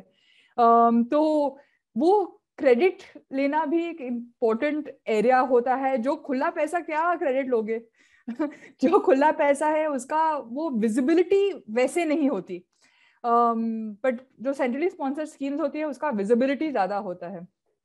तो इसी पे थोड़ा और मुझे समझना था, क्योंकि एक तो मतलब सेंट्रली स्पॉन्सर्ड मतलब केंद्र के सौजन्य से जो भी योजनाएं हैं, और अक्सर यही पहचान होती है सरकार की ना। तो हर किसी को भारत में पता होगा नरेगा होता है कुछ, या फिर स्वच्छ भारत मिशन होता है, तो ये एक पहचान बन जाती है सरकारों की। अब संवैधानिक तौर पे देखें तो एक्चुअली ये सब चीजें केंद्र सरकार को शायद करनी भी नहीं चाहिए। शायद एम्प्लॉयमेंट ठीक है, लेकिन आप देखें तो शिक्षा, सर्व शिक्षा अभियान, शिक्षा मूलभूत रिस्पॉन्सिबिलिटी है लोकल स्टेट गवर्नमेंट की, लेकिन फिर भी केंद्र सरकार करती है और हम लोग उसको ही उसी बेसिस पर हम लोग इवेल्युएट भी करते हैं केंद्र सरकार की परफॉर्मेंस को। तो आपको नहीं लगता अवनी की बहुत सारी केंद्र सरकार की स्कीम्स को एक्चुअली बंद कर देना चाहिए? और आपने कहा कि क्रेडिट लेने की बात ना, तो क्रेडिट तो एक नई मुख्यमंत्री स्कीम शुरू कर सकती है राज्य सरकार और खुद क्रेडिट ले सकती है ना, इंस्टेड ऑफ कि कोई सर्व शिक्षा अभियान केंद्र सरकार चलाए, मैं एक सर्व शिक्षा अभियान मुख्यमंत्री शिक्षा अभियान कर्नाटका चला सकता हूं और उसके ऊपर अपना क्रेडिट ले सकता हूं।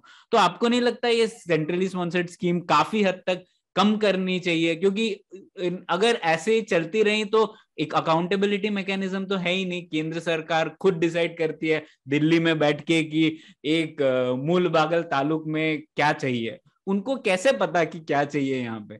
तो आपको नहीं लगता ये थोड़ा काफी रेडिकल चेंज की जरूरत है इसमें?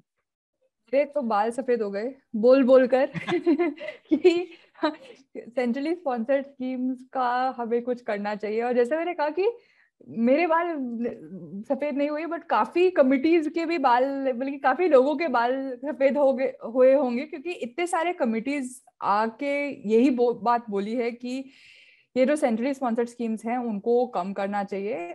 वो एफिशिएंसी का भी बहुत मुश्किल होता है। अगर आप 2005 में आई थिंक 225 स्कीम्स चल रहे थे, 225 बस सेंट्रली स्पॉन्सर्ड स्कीम, ये राज्य के स्कीम्स की बात भी मैं नहीं कर रही। बट हर बार ये होता है कि स्कीम्स घटाने की कोशिश होती है और फिर से नई स्कीम्स लॉन्च होती है, या ये जो घटाने की बात होती है वो एक्चुअली घटाना नहीं होता बट कुछ हद तक रीब्रांडिंग या रीनेमिंग हो जाता है। तो मैं बिल्कुल मानती हूँ कि सेंट्रली स्पॉन्सर्ड स्कीम्स का नंबर्स तो घटाना ही चाहिए, बट उसके साथ साथ उनका जो डिजाइन है उस पर थोड़ा सा हमें और गौर करना चाहिए। अभी तक जो डिजाइन होता है काफी हद तक बिल्कुल जो बोला जाता है ना, वन साइज फिट्स ऑल, जो बिहार का समग्र शिक्षा अब हो गया है, तो जो समग्र शिक्षा बिहार में चलता है कुछ हद तक वैसे ही सेम कंपोनेंट्स केरला में भी चलते हैं। बट हमें पता है कि जो सीखने की स्थिति है बिहार में और केरला में बहुत फर्क है। ये जो डिजाइन जो होता है, और इसमें सबसे बड़ा प्रॉब्लम, एक तो डिजाइन का एक सबसे बड़ा प्रॉब्लम होता है कि जो लोकल की स्थिति होती है वो सेंट्रली स्पॉन्सर्ड स्कीम्स नहीं पता कर पाती। बट उसके साथ साथ परवर्स इंसेंटिव भी हो जाते हैं कि अगर मुझे स्कीम नहीं भी चाहिए, मैं क्यों पैसा, किसी से कोई पैसा दे रहा है, हालांकि मुझे खुद का भी पैसा देना होता है, बट अगर कोई मुझे 60 रुपए दे रहे हैं और मुझे 40 देना होता है, मैं 60 रुपए क्यों गवाऊं? तो मुझे कभी कभी लगता है कि केरला जैसे राज्य के लिए जननी सुरक्षा योजना, जिसमें इंस्टीट्यूशनल डिलीवरी का प्रमोशन होता है, क्या जरूरत है केरला को इंस्टीट्यूशनल डिलीवरी की? उसके पास ऑलरेडी इतना बेहतर IMR रेट है कि वो पैसा किसी और चीज के लिए इस्तेमाल हो सकता था। बट एक और चीज जो सेंट्रली स्पॉन्सर्ड स्कीम्स में, और वो वापस कंट्रोल की बात आती है, उनका डिजाइन में क्या होता है कि जब तक आपने पैसा खर्च नहीं किया, या वो प्लानिंग पेपर में, तो ज्यादातर सारे सेंट्रली स्पॉन्सर्ड स्कीम्स में एक प्लान बनाने की योजना, एक प्रक्रिया होती है, बॉटम अप प्लानिंग, डिसेंट्रलाइजेशन, सारे वर्ड्स, कोई भी गाइडलाइंस पढ़ लीजिए, सारे वर्ड्स ऐसे बोले जाएंगे। स्कूल डेवलपमेंट प्लान हो, annual work plan and budget हो, ROP, PIP, village health plan हो, बट जो कंट्रोल होता है वो केंद्र सरकार होता है, लेता है। तो उसका मतलब है कि एक तो प्लानिंग का कंट्रोल तो केंद्र सरकार कुछ हद तक डिसाइड करता है कि क्या आपका प्लान सही है, और आपको कितना पैसा मिलना चाहिए। बट उसके साथ साथ जो पैसा रिलीज भी होता है, उसमें भी कंट्रोल होता है। काफी हद तक जो अकाउंटेबिलिटी होती है वो आपने अकाउंटिंग से कंफ्यूज कर दी है, क्योंकि आप हर लेवल पर एक चेक पोस्ट डाल देते हैं, ताकि कोई भी खर्चा करने के लिए आपको अप्रूवल की जरूरत होती है। इससे क्या होता है कि जो खर्चा का प्रोसेस होता है वो इतना इनएफिशिएंट हो जाता है। हम एक राज्य में स्टडी कर रहे थे, बस राज्य स्तर पर NHM के अंतर्गत कुछ 32 डेस्क थे जहां से फाइल जानी पड़ती थी अप्रूवल के लिए, अलग अलग चीजों के लिए, बस राज्य स्तर पर। और मान लीजिए कि ये पैसा अब गांव तक पहुंचना है तो कितने और स्तर आ जाते हैं। तो फ्लेक्सिबिलिटी डेफिनेटली लानी चाहिए। कंट्रोल, मुझे पता है लोग डरते हैं कि पैसा करप्शन हो जाएगा, पैसा कहाँ गुप्त हो जाएगा, बट उसका सोल्यूशन इतना कंट्रोल नहीं होता है, क्योंकि अगर करप्शन करना है, भ्रष्टाचार करना है, भ्रष्टाचार अभी भी हो रहा है, अलग अलग तरीके से भ्रष्टाचार हो सकता है। हमें सोचना है कि क्या सबसे ज्यादा एफिशिएंट है, और वो काफी हद तक खुला पैसा है, या एटलीस्ट पैसा जो आपको फ्लेक्सिबिलिटी दे, तो आप क्षेत्र तक बांध सकते हैं, बट उस क्षेत्र के अंदर एटलीस्ट फुल फ्लेक्सिबिलिटी हो। मुझे प्राथमिक शिक्षा पर खर्च करना है या उच्च माध्यमिक शिक्षा में, उतना तो फुल फ्लेक्सिबिलिटी मुझे देना चाहिए। क्या मुझे अस्पताल बनाने हैं या क्या मुझे ड्रग्स मेडिसिन देने हैं, उतना फ्लेक्सिबिलिटी डेफिनेटली होना चाहिए। और अगेन बहुत, ये केवल मैं नहीं बोल रही, बहुत सारे लोगों ने बोला है कि जरूरत है कि दो चीजें, एक तो नंबर ऑफ स्कीम्स को रिड्यूस करना चाहिए, और कुछ हद तक हमें एक और मेट्रिक अकाउंटेबिलिटी का सोचना पड़ेगा। ये अकाउंटेबिलिटी नहीं है जो हम कंफ्यूज करते हैं कि हम अकाउंटेबिलिटी कर रहे हैं। हमें फ्लेक्सिबिलिटी देनी चाहिए कि हर राज्य या हर जिला या हर ब्लॉक डिसाइड और या हम हर ग्राम पंचायत डिसाइड करे कि वो पैसा मेरे नीड्स के हिसाब से मैं कैसे खर्च कर पाऊँ। बिल्कुल, और आपने जैसे पहले भी कहा, कुछ कुछ राज्य यूटिलाइजेशन सर्टिफिकेट के मिलने पर आपको रिलीज होता है पैसा, तो कुछ कुछ राज्य ने एक्सपर्टीज हासिल कर लिए अच्छे यूटिलाइजेशन सर्टिफिकेट में। काम हो रहा है या नहीं वो अलग बात है, लेकिन यूटिलाइजेशन सर्टिफिकेट वो दे देते हैं तो पैसा उन्हें सही टाइम पे मिल जाता है। तो इस टाइप की भी चीजें होती है। तो इसमें एक आखिरी सवाल था अवनी, कि हम लोग ये हमेशा एक एपिसोड पॉजिटिव नोट पर एंड करना चाहते हैं, तो ये वित्तीय विषयों पर जवाबदेही सुदृढ़ करने के लिए कुछ क्या मुख्य सुधार हैं आपके मन में, वो थोड़े बताइए। तो मैं बहुत सिंपल वाला से शुरू करती हूँ, क्योंकि हमने बहुत चीजें की बात की और उसमें स्ट्रक्चरल चेंजेस चाहिए होंगे। हमने accounting change, charter of accounts को सिंप्लीफाई करने की बात की थी, हमने CSS सेंट्रली स्पॉन्सर्ड स्कीम्स की बात की। मैं तो बहुत छोटी की बात से कंक्लूड करना चाहती थी कि आजकल हमारे पास बहुत सारे मैनेजमेंट इंफॉर्मेशन सिस्टम्स निकल गए हैं उसको, और ये निखिल जी ने कहा था कि उसको नागरिक जानकारी सिस्टम की हैसियत से हम कैसे देख सकते हैं। हम जो भी काम, जब सरकार काफी हद तक हम सब के कर से ही चलती है। हम फोन रिचार्ज करते हैं तो हम कर देते हैं और वो सब कर ही सेवाएं हमें खुद प्रदान करती है। ये जानकारी प्लीज पब्लिकली अवेलेबल कर लीजिए ताकि सब लोग इसको देख सकें और हम लोगों से अपने इलेक्टेड रिप्रेजेंटेटिव से सवाल उठा सके अगर हमें हमारी सेवाएं मिल नहीं रही है। अभी काफी सारी जानकारी ऑनलाइन हो गई है, बट जैसे मैंने कहा कि वो जानकारी या तो ज्यादा टेक्निकल होती है क्योंकि हम नागरिक के हिसाब से नहीं सोच रहे क्या जानकारी एक आम आदमी के लिए जरूरी है। उस जानकारी को आप प्लीज पब्लिकली पारदर्शिता को ध्यान रखते हुए डाल दीजिए, ताकि और इससे आई थिंक सरकार के लिए भी आसान होगा, क्योंकि काफी बार जैसे मैंने कहा कि सरकार भी नागरिक के पास आते हैं, काफी बार गैर सरकारी संस्थाओं के पास आते हैं उनकी मदद करने के लिए। तो जितना जानकारी पब्लिकली अवेलेबल होगा वो उतना जानकारी यूज होगा और वो जानकारी वापस सरकार को भी फीड हो सकती है ताकि जो इम्प्रूवमेंट्स होने हैं वो हो सकते हैं। तो I think one ask, make management information systems more inclined towards citizen information systems, ताकि हम ये एक सिटीजन के नजरिए से, नागरिक के, आम आदमी के नजरिए से देख सके। नहीं, ये तो जैसे बोलते हैं ना, मतलब भाई मैनेजमेंट के लिए तो बनाया है पर सिटीजन्स तो ओनर्स हैं, तो ओनर्स को तो पता होना चाहिए ना हमारे पैसे से क्या हो रहा है। ठीक है, तो जो शेयर होल्डर है, ओनर है, आप उन्हीं से कैसे छुपा सकते हैं। तो मैनेजमेंट तो आती जाती रहेगी, ओनर तो परमानेंट है।